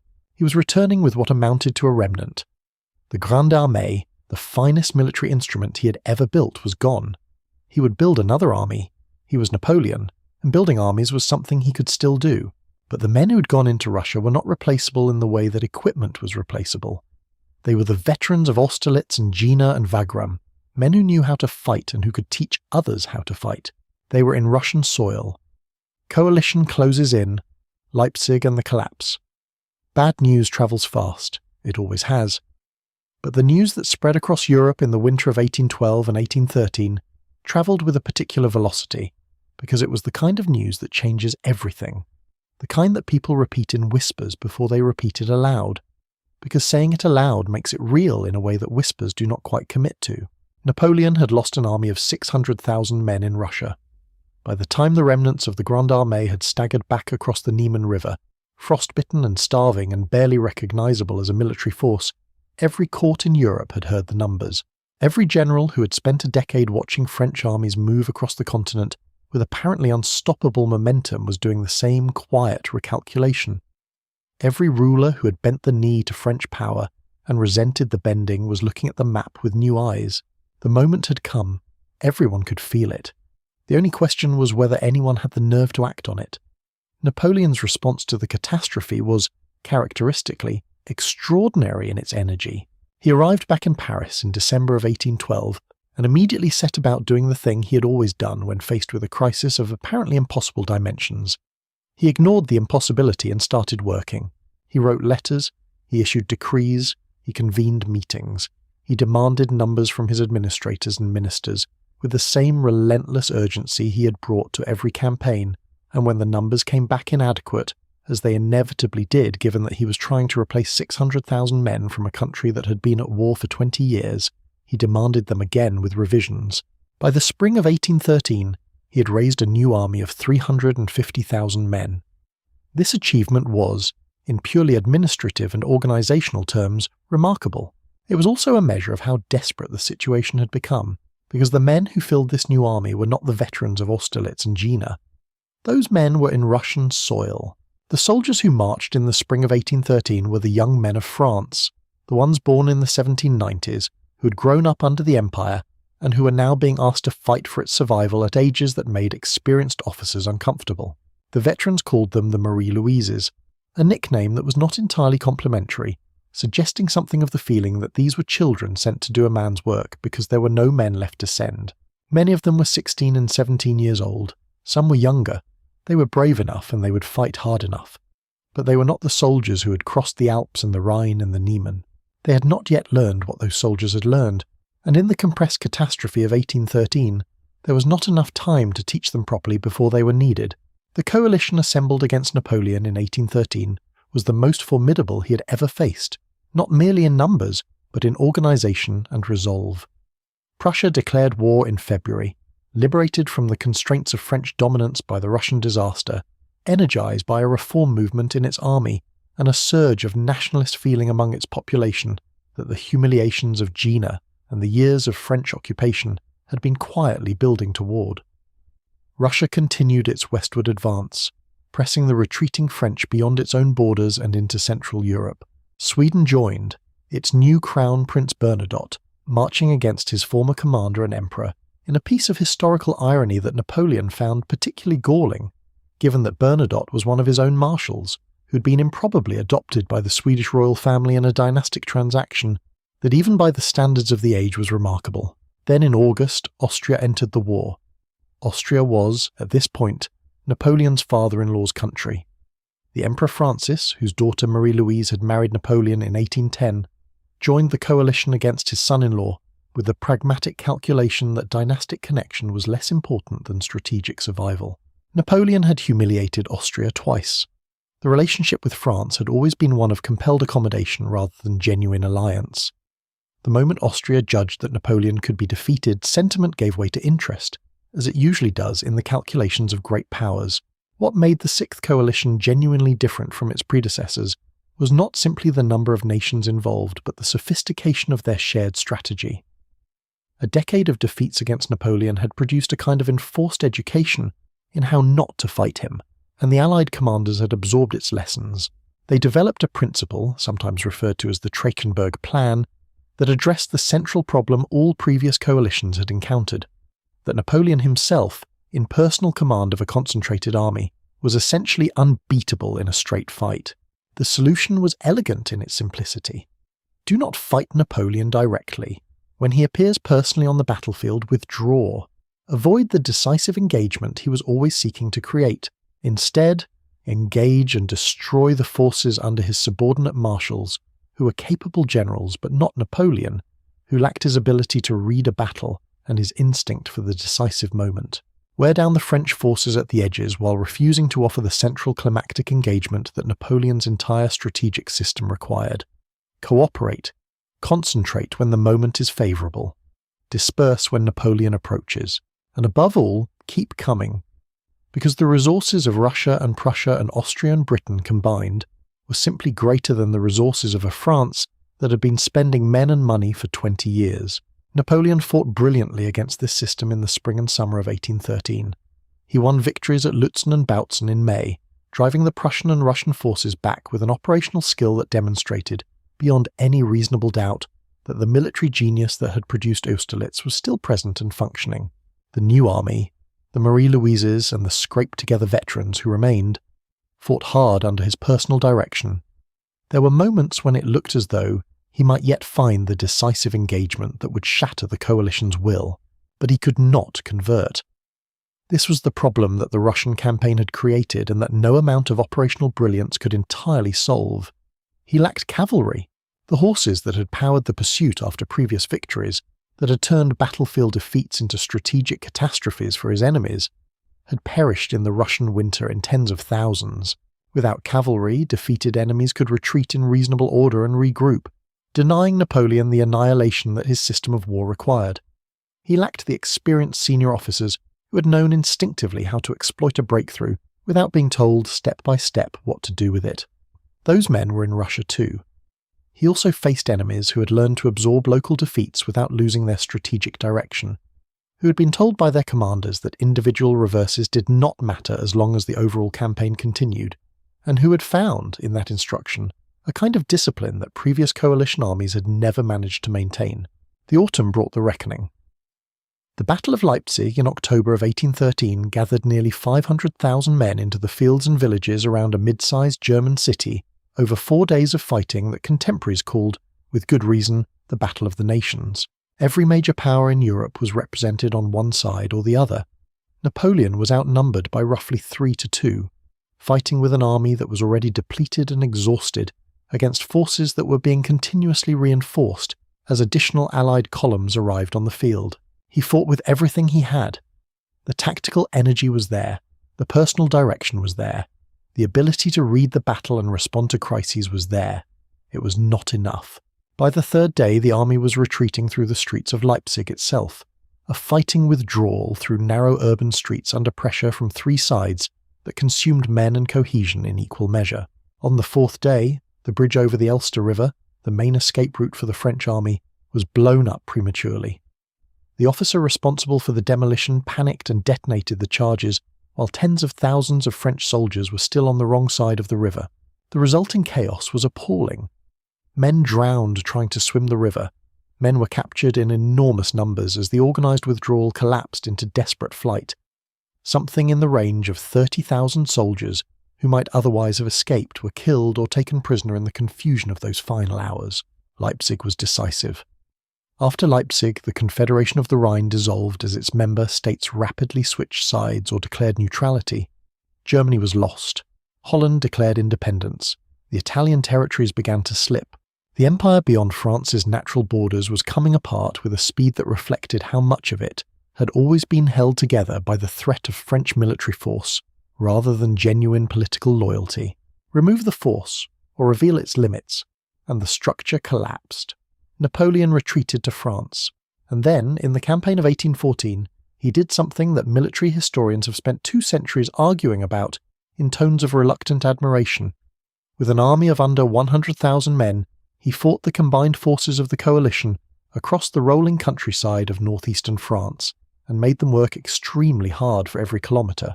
He moved with a speed that seemed almost impossible given his resources, shifting from one flank to the other, striking at isolated Allied columns before they could concentrate their superior numbers, winning engagements at Champaubert, Montmirail, Château-Thierry and Vauchamp in rapid succession during a 2-week period in February that became known as the 6 Days Campaign. It was Napoleon, the operational genius, operating at something close to his highest level, doing more with less than almost any commander in modern history could have managed. It was not enough. It was brilliant, and it was not enough. And those 2 things existed simultaneously without contradiction. The coalition commanders had their instructions and they held to them. Individual defeats did not deflect them. Local reverses did not cause them to lose their strategic nerve. The armies kept coming because the resources behind them were inexhaustible compared to what Napoleon had left. Britain's subsidies kept flowing. Russian reserves kept marching. Austrian troops kept advancing.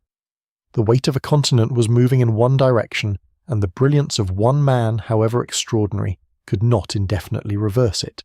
Paris fell on the 30th of March 1814. Napoleon had not been able to prevent it. He had tried, manoeuvring toward the capital in an attempt to force the coalition armies to turn and face him rather than march on the city. But his marshals had negotiated its surrender before he could arrive. On the 6th of April 1814, Napoleon Bonaparte abdicated the throne of France.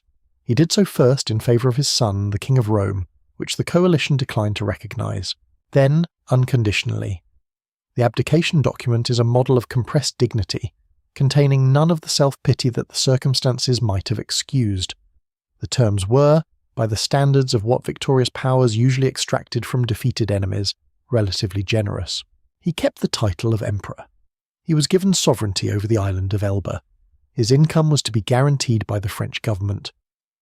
Marie-Louise, who had spent the final crisis of the empire in circumstances that were not distinguished by conspicuous loyalty, was given the Duchy of Parma in northern Italy to govern. She did not go to Elba. She would not go to Elba. The Austrian count assigned to escort her, one Count Neipperg, proved to be an obstacle to that plan in a way that became, eventually, a second marriage after Napoleon's death. Napoleon's son, the 3-year-old King of Rome, was taken to Vienna by his Habsburg relatives and raised as an Austrian archduke. He was given a new name, the Duke of Reichstadt, a title that carried none of the imperial weight of the one his father had bestowed. Napoleon would never see him again. He would live for 20 years more in exile and then in death, and the boy he had held with such helpless tenderness on the day of his birth would grow up across a continent he could not cross. The man who had crowned himself Emperor of the French in Notre Dame, who had stood in the great salons of the Tuileries and received the ambassadors of every power in Europe, who had placed his brothers on the thrones of Spain and Holland and Westphalia, who had dictated peace terms to the Habsburg and Romanov dynasties, sailed to Elba. He was 44 years old. The island was 30 kilometers long. He began, almost immediately, to build roads. Elba, the emperor in exile. Elba is a small island. That is the first thing to understand about it. Roughly 30 kilometers long, sitting in the Tyrrhenian Sea between the Tuscan coast and Sardinia, it has iron mines, pleasant terraced vineyards, hills covered in Mediterranean scrub, and a population of around 12,000 people in 1814. It has fishing boats and small harbours, and the particular quietness of places that the wider world has not found a reason to pay much attention to. It is, in other words, a very small stage for a very large personality. Napoleon arrived in Elba in early May of 1814 with a reduced personal guard, a handful of loyal staff officers, a few servants, and the determined intention of not being diminished by his circumstances. This last point is important because the circumstances were, by any objective measure, profoundly diminishing. The man who had crowned himself Emperor of the French in Notre Dame Cathedral, who had dictated peace terms to emperors and redistributed the kingdoms of Europe among his siblings, was now nominally sovereign of a Mediterranean island that most Europeans could not have located on a map without assistance. He was, after all, still nominally sovereign, and Napoleon was constitutionally incapable of being nominally anything.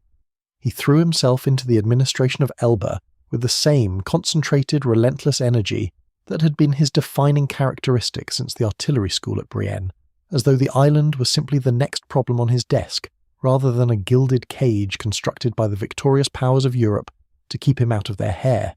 He built roads. He reformed the iron mining operations that were the island's primary economic activity.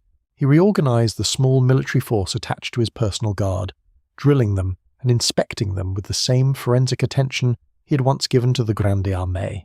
He drained marshes in the low-lying areas of the island. He planted mulberry trees. He redesigned the harbour at Portoferraio.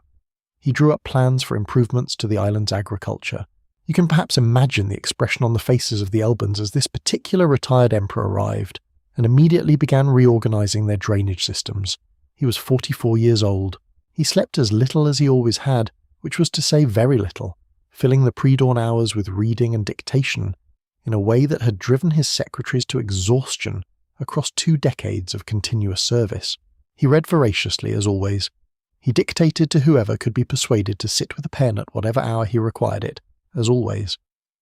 He walked the island's paths and harbours with his hands behind his back, his hat pulled low, thinking with his body as he had always done, working problems through movement.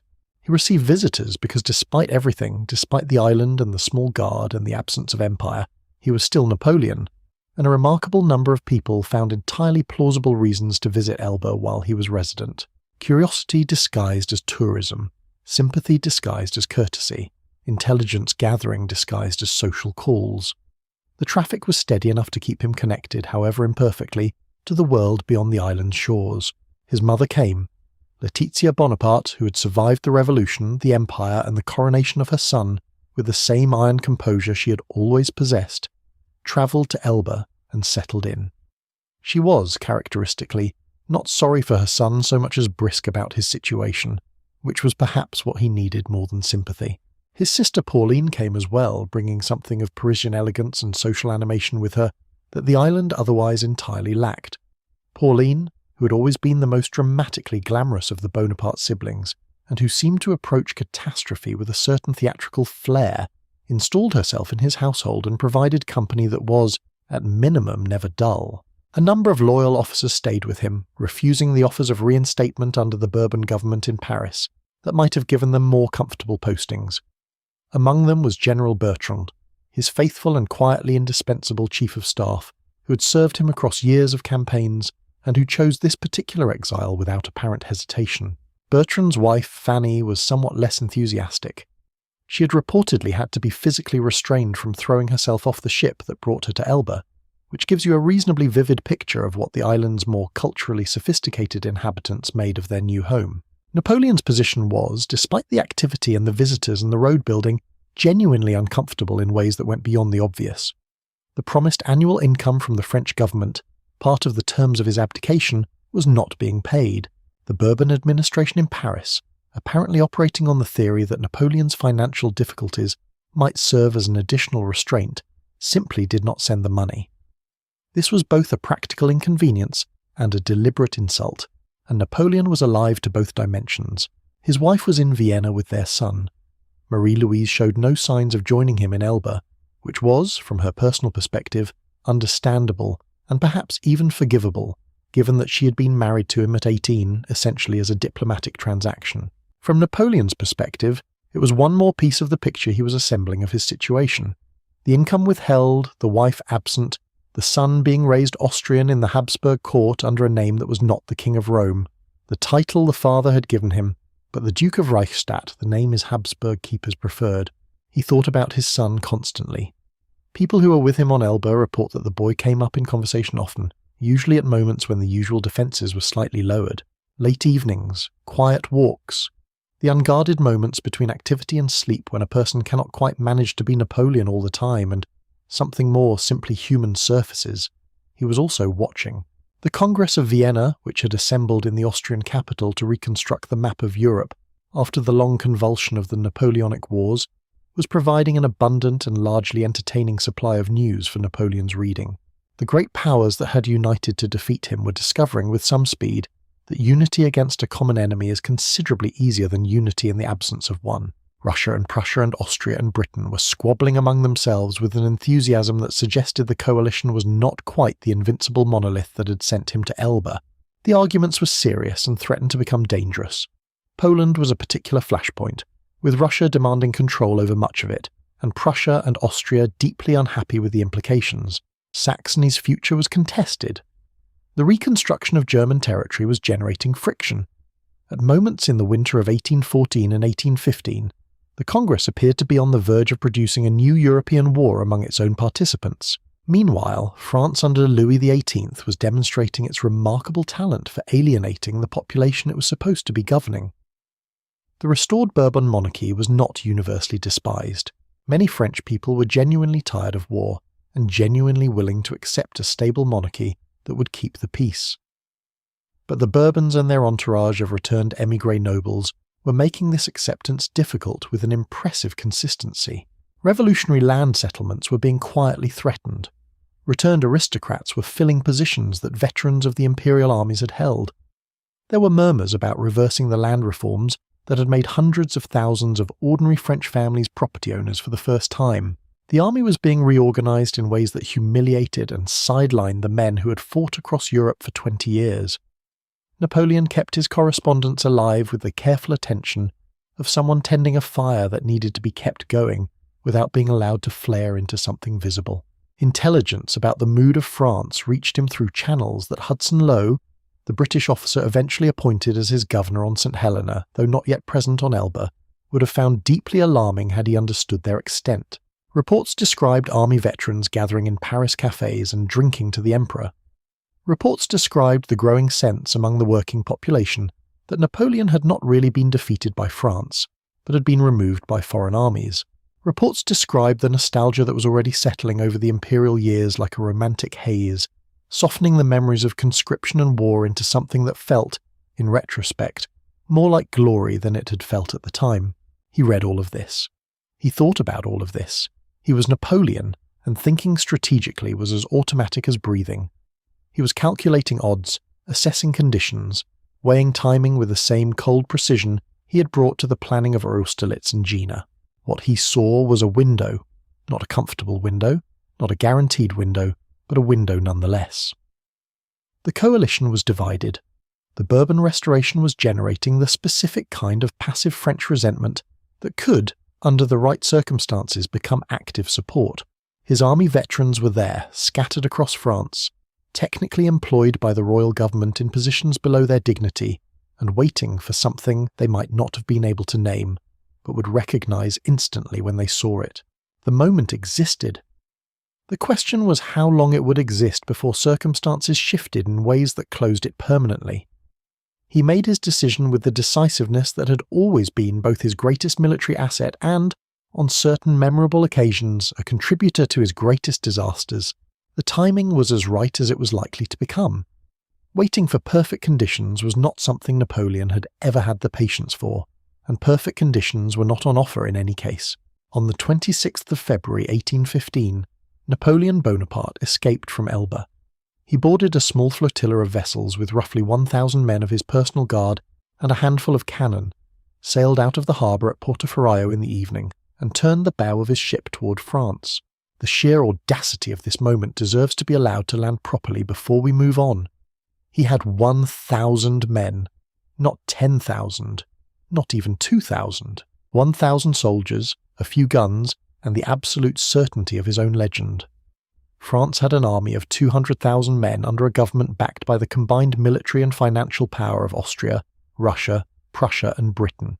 The coalition that had just spent 20 years and the lives of millions of people bringing him to precisely this small island had every intention of keeping him there. He was betting everything on the proposition that the army would not fire on him when they saw him, that the sight of the emperor walking toward them, alone, with his hat and his grey coat and everything they had been through together, would dissolve the order to shoot before anyone could pull a trigger.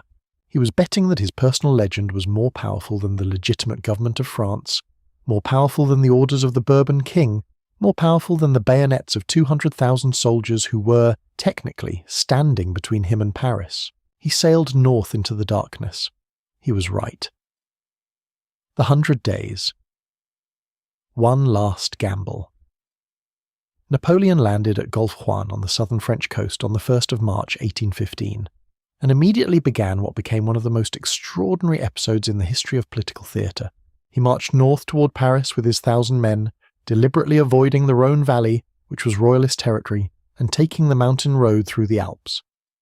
The roads were steep, the weather was cold, and any serious armed resistance would have destroyed his small force without difficulty. His entire strategy was psychological. He was counting on the impact of his presence, of the sight of the emperor himself, to dissolve the will to oppose him before any opposition could organise. At Laffrey, south of Grenoble, the first real test came. A battalion of royal troops blocked the road. Napoleon walked ahead of his guard, alone, and approached the soldiers. He opened his coat, exposing his chest, and called out to them, "Soldiers of the 5th, do you recognise me? If there is one among you who wants to shoot his emperor, here I am." The soldiers cheered and joined him.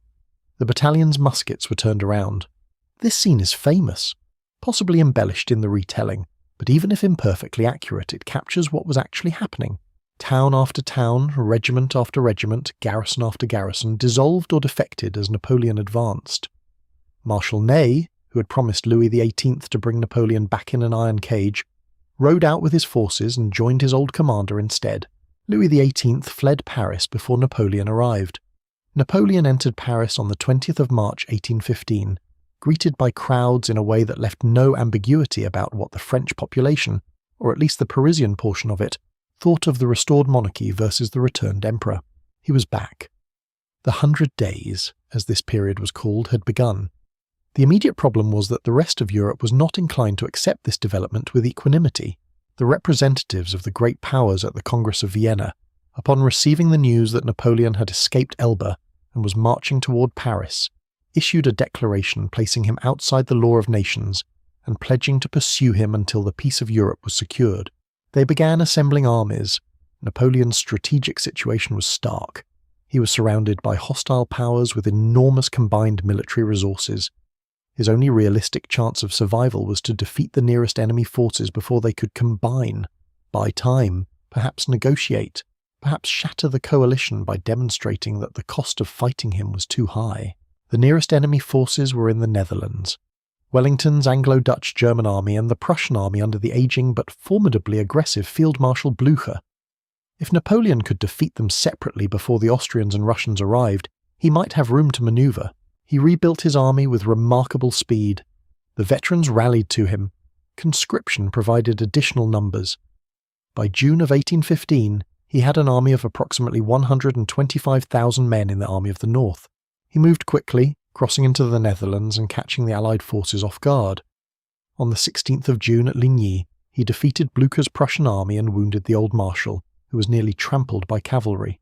On the same day, his subordinate Marshal Ney fought an inconclusive engagement with Wellington's forces at Quatre Bras, failing to secure the crossroads that would have given Napoleon greater tactical freedom for the next phase. The decisive battle would come 2 days later, on the 18th of June, at a place called Waterloo. Before we get there, it's worth pausing to acknowledge something about the 100 days that the drama of what followed tends to obscure. Napoleon's France during those 100 days was not simply a military enterprise. He issued a liberal constitution, the Additional Act, attempting to demonstrate that the Empire of 1815 would be a more constitutionally constrained affair than the Empire of 1804. He held elections. He tried to reassure those who feared a return of unconstrained imperial power. It was perhaps a genuine evolution of his thinking. Perhaps it was tactical necessity dressed in constitutional language. Probably it was both, because with Napoleon the two were almost never entirely separable. He was always both the man who believed what he was saying and the man who understood how to say what was useful. He never had time to find out whether the constitutional empire would have worked. The battle came before the institutions had time to take root. Waterloo. The final battle. The 18th of June 1815 was a Sunday. The countryside south of Brussels was rolling farmland, with villages, enclosed farms and ridges that would define the battlefield. The night before had been rainy, leaving the ground sodden and the roads difficult. Wellington had chosen his position carefully, as he always did. His army was deployed along a ridge at Mont-Saint-Jean, with the farm complexes of Hougoumont on his right and La Haye-Sainte in the centre, serving as forward strongpoints that would need to be taken before the main British line could be attacked. He expected Blucher's Prussians to arrive on his left during the battle, which would fundamentally change the balance of forces. His entire plan was to hold until they came. Napoleon's plan was to attack the centre of the Allied line, break through, separate Wellington's army from the Prussians and destroy each in detail. He had done this before. He was confident of his superiority. He dismissed Wellington in terms that he would later regret with a thoroughness that history rarely provides. The battle started late.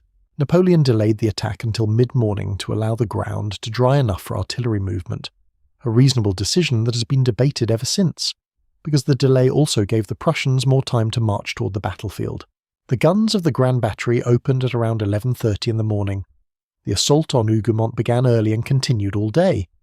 Wellington reinforced it as needed and it never fell, consuming enormous French resources in an effort that turned from tactical subsidiary operation to obsessive commitment. The burning farm complex fighting throughout the day, with British guards defending the gates and walls against repeated French attacks, became one of the iconic images of the battle. The main infantry attacks in the centre began in the afternoon. They advanced against Wellington's line with the discipline and power that had broken so many armies over the preceding 20 years, and they were shot to pieces by British and Allied volleys fired from behind the ridge. Wellington's reverse slope deployment, placing his infantry behind the ridge crest where they were sheltered from French artillery, meant that the attacking French infantry walked into close-range musket fire from men they had barely been able to see before the engagement. La Haye-Sainte fell to French assault in the early evening, creating a gap in Wellington's line that briefly offered the possibility of the decisive breakthrough Napoleon needed. He lacked the fresh infantry to exploit it. The infantry he had was exhausted and depleted from hours of fighting. The crisis of the battle came in the mid-afternoon. Napoleon committed his cavalry in a series of massive charges against the British infantry squares, wave after wave of cuirassiers and lancers thundering toward the Allied line. The squares held. Thousands of horses and riders were lost against the steady volleys of British infantry standing firm in their formations. It was one of the most extraordinary displays of infantry discipline in the history of warfare, and it broke the French cavalry without breaking the Allied line. And then the Prussians arrived. Blücher had recovered from his fall at Ligny with the kind of physical resilience that appears to be a Prussian general's professional qualification. His army was marching to the sound of the guns, pressing through roads and difficult terrain with determined speed. The first Prussian units began arriving on Napoleon's right flank in the late afternoon, forcing him to divert forces and complicating his already strained dispositions. Napoleon had one reserve remaining. The Imperial Guard, the finest troops in his army, the veterans of a dozen campaigns who had never been broken in battle, and whose reputation was itself a weapon. He committed them as a last effort to break Wellington's line. They advanced in the late evening, 8 battalions of the Old and Middle Guard in their bearskin hats and blue coats, advancing through smoke and disorder against the Allied ridge. They were met by overwhelming fire from multiple directions. The Imperial Guard, for the first time in its history, broke and ran. The cry spread across the French army, "La Garde recule." The Guard is retreating. If the Guard was retreating, the battle was lost. The French army dissolved into a rout. Wellington, riding along his ridge in the evening light, raised his hat. It was the signal for the general advance. The Prussian cavalry pursued the fleeing French with a relentlessness that prevented reorganization and turned defeat into catastrophe. Napoleon fled the field in his carriage, and then on horseback, carried along by the tide of his broken army. He reached Paris 4 days later. The coalition armies were marching on the capital. His political support had evaporated in the aftermath of the defeat. He abdicated for the second time on the 22nd of June, 1815. Waterloo was not a close-run thing in the way that Wellington's famous phrase makes it sound. Wellington said afterward that it had been the nearest run thing you ever saw in your life. Historians have argued about what he meant ever since. What is true is that multiple contingencies shaped the outcome. If Ney had taken Quatre Bras on the 16th, if the Guard had been committed earlier, if Grouchy had prevented the Prussians from arriving, if Napoleon had been in better health on the day of the battle, and there is significant evidence that he was not well, possibly suffering from hemorrhoids serious enough to have affected his ability to ride and survey the field effectively. But contingency cuts both ways. The coalition armies would have continued to assemble regardless of Waterloo. The resources arrayed against Napoleon were simply too vast. Waterloo may have been the final battle, but it was not the only possible final battle. The forces of history were moving in a direction that one battle, even a very different one, might not have permanently reversed. Napoleon was 45 years old. He had fought his last battle. The empire was over, St. Helena the last island.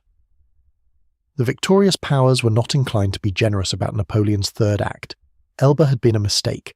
From Elba he had escaped and returned to cause the entire elaborate settlement of the Congress of Vienna to convulse. This time he was being placed somewhere that offered no such possibility. St. Helena is a volcanic island in the South Atlantic Ocean, approximately 2,000 kilometers from the nearest coastline of Africa and 3,000 kilometers from South America. It is one of the most isolated, permanently inhabited places on Earth.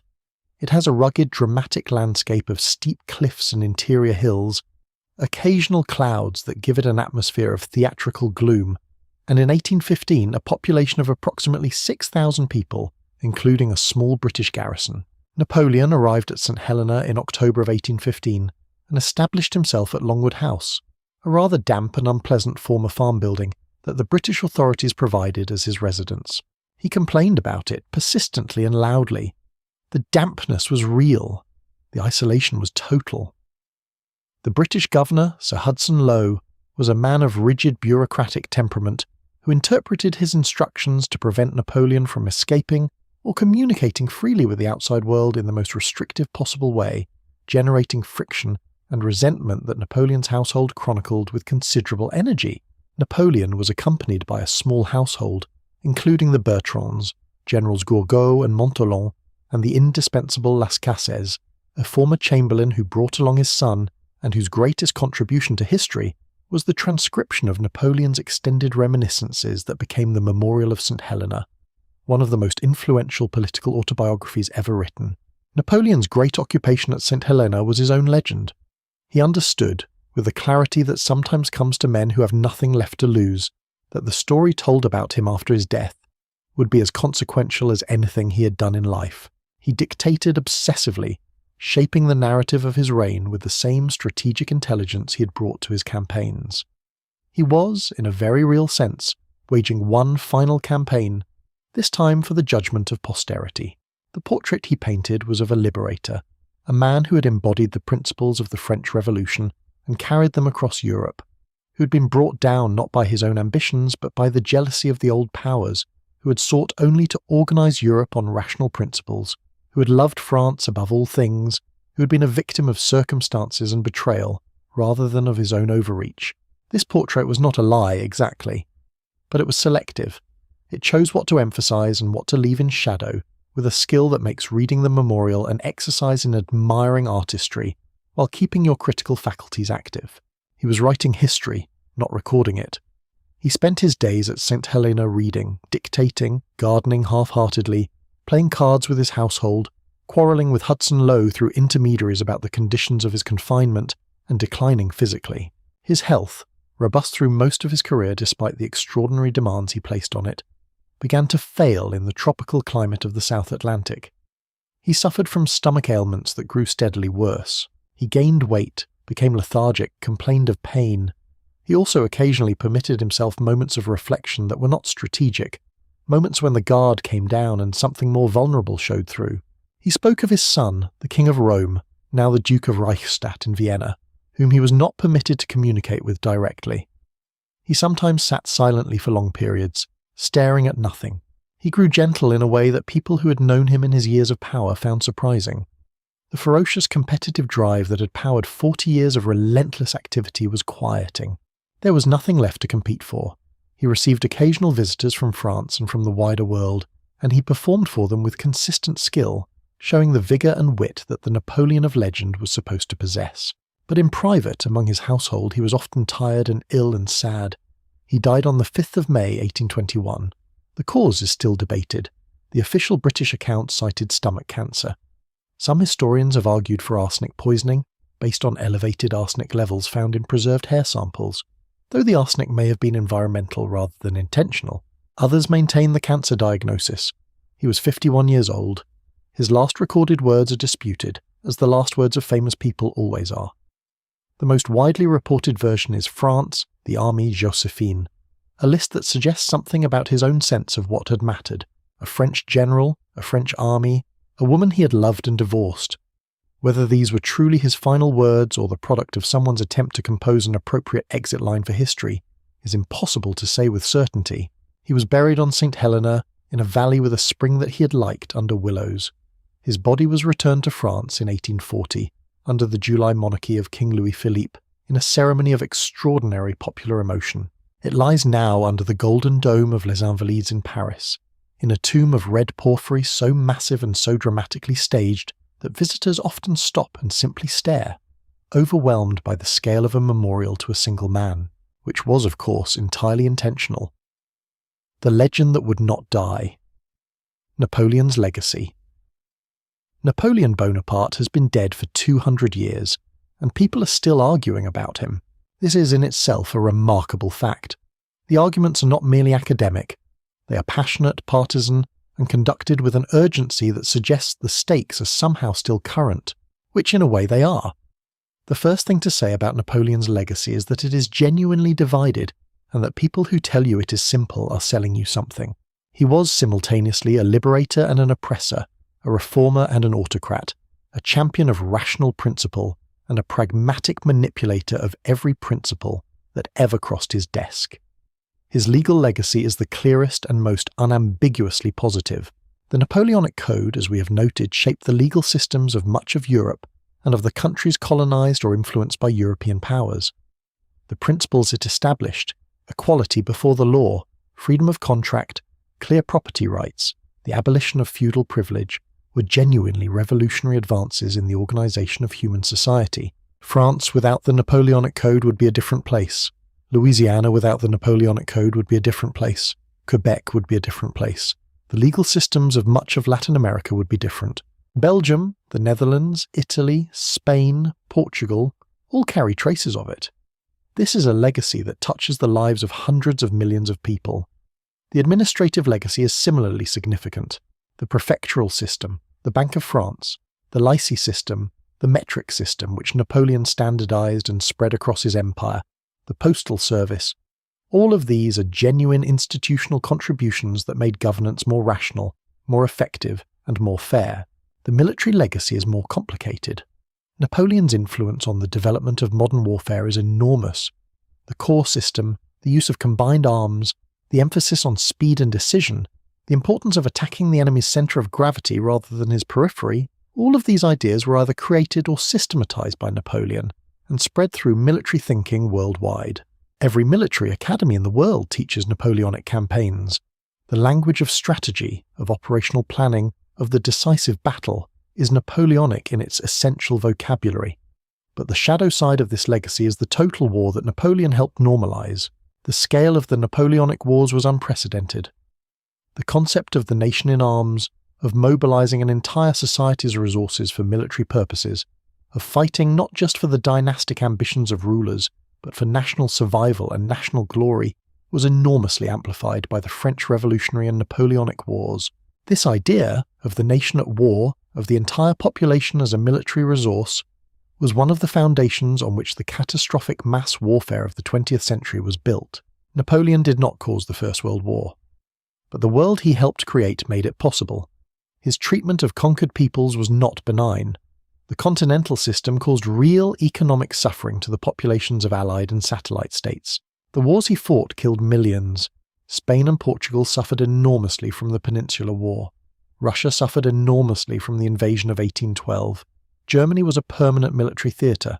The human cost of the Napoleonic Wars in Europe has been estimated at between 3 and 6 million military deaths, with civilian deaths adding considerably to that figure.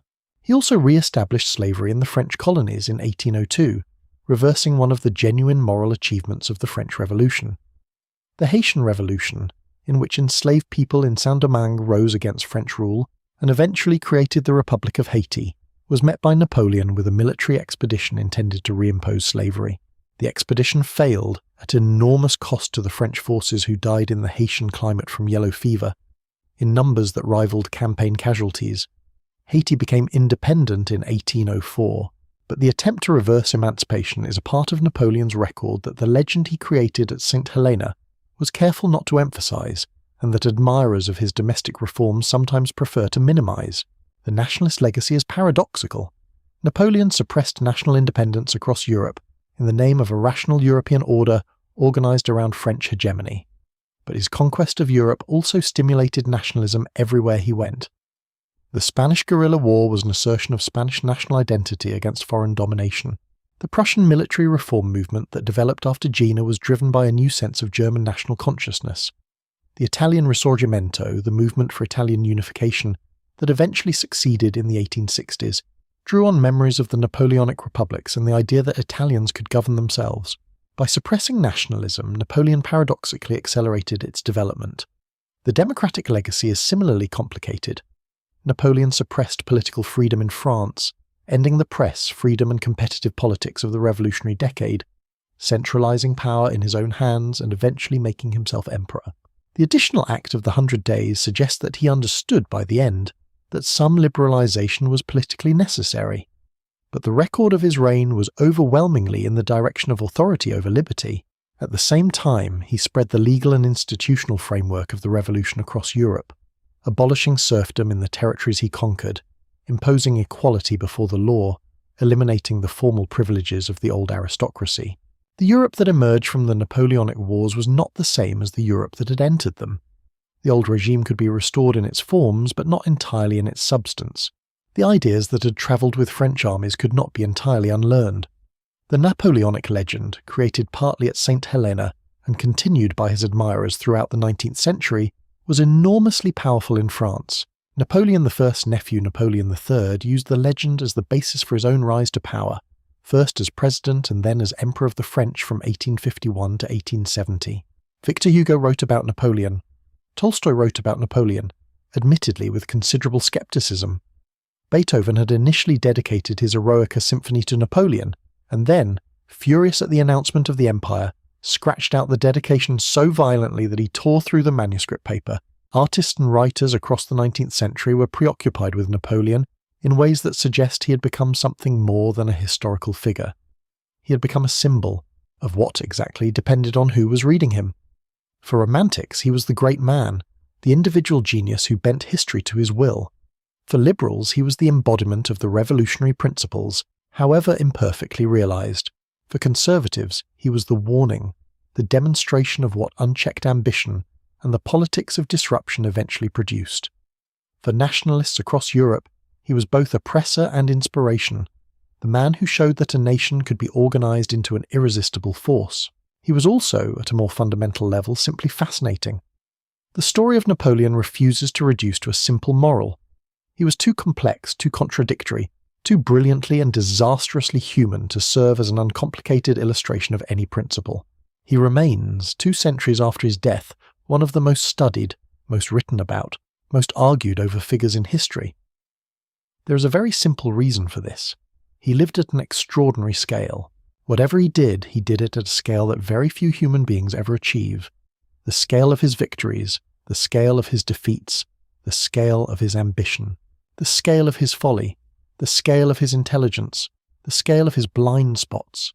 He was not a man of half measures, he was a man of totalities, and history finds totalities irresistible.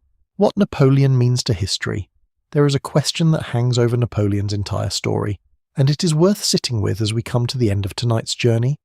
The question is, was all of this worth it? Was the transformation of France worth the wars that exhausted it? Were the legal codes worth the campaigns that imposed them?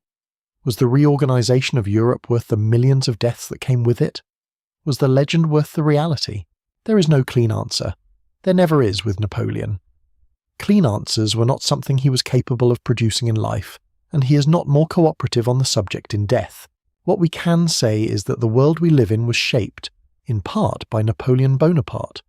The legal systems of multiple countries, the administrative structures of France and its neighbours, the military thinking of every army in the world, the idea of the nation as a political unit, of citizenship as a meaningful status, of law as a rational rather than hereditary institution. These are not small things. These are the architecture of the modern world, and Napoleon was one of the architects. We can also say that the suffering he caused was real and enormous, and should not be wished away in the admiration of his accomplishments. The soldiers who froze to death in Russia, the civilians of Spain who died in a guerrilla war that need not have happened, the Haitian people who were almost enslaved again by the man who claimed to carry liberty with his armies. These lives were not footnotes. They were the cost of the project, and the cost was very high. Napoleon himself, sitting on St. Helena and dictating to Las Cases, was aware of the contradiction.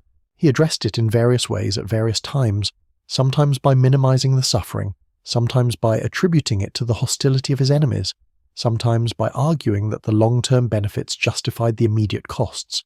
He was not entirely wrong and not entirely right, which is perhaps the most honest thing that can be said about him. He was, at the last, a human being, extraordinary in his abilities, extraordinary in his flaws, capable of great tenderness and of spectacular ruthlessness, capable of building institutions that have lasted 2 centuries, and of decisions that cost hundreds of thousands of lives, funny in private and terrifying in public, a loving father who never saw his son after the age of 3, a devoted son who made his mother uncomfortable by being Napoleon, a husband who genuinely loved Josephine, and who divorced her for reasons of state that were, from his perspective, rational. He died on a rock in the South Atlantic at 51, dictating his legacy to anyone who would listen. He was buried under willows by a spring he had liked. He spent his last years thinking about his son and his lost empire, and the woman he had loved and lost, in that order, and perhaps in no order at all, because grief and memory do not organize themselves conveniently. The legend he helped create outlived him by 200 years and shows no signs of exhaustion. The island boy who wanted to be more than the world allowed him to be turned out to be right about his own potential. He was more, far more, than anyone looking at the thin young officer from Corsica in 1790 could possibly have imagined. Whether the world was better for it depends on who you ask, and when, and from where they are speaking. History does not resolve its great figures. It contains them, argues about them, returns to them, and finds in them new things to consider with each generation that looks. Napoleon Bonaparte will be argued about as long as there are people who care about power and ambition, and the collision between individual genius and historical force, which is to say he will be argued about for a very long time. Tonight, though, the argument can wait. The battles are over, the campaigns are finished, the empire has fallen and risen and fallen again and passed into legend. The man himself has been carried back to Paris and placed under a golden dome where the light falls in a certain way that makes the stone look warm. Let the story settle now. Let the centuries drift past like clouds over an island in the South Atlantic, quiet and indifferent and patient. Let Napoleon Bonaparte return to the silence that follows all long lives, the quiet in which everything that was done is done, and only the meaning remains to be decided. And let that be someone else's project for tomorrow. For tonight you have travelled far enough, from Ajaccio to Brienne, from the Alps to the Pyramids, from Austerlitz to Moscow, from Paris to St. Helena. You have followed one extraordinary, maddening, brilliant, terrible human life from its beginning to its end, and now slowly let the lights dim. Let the names of the battles grow soft. Let the maps fold up and the armies return to their silence. Let the snow fall again over the fields of Waterloo, over the plains of Russia, over the mountain passes of the Alps, covering everything gently and equally, the victories and the defeats, the glories and the catastrophes. Let the story rest. You have earned your sleep. Good night, wherever you are listening from, whatever time it is in your corner of the world. May the night be quiet, may the rest come easily, and may whatever you dream of be gentler than the history you have just heard.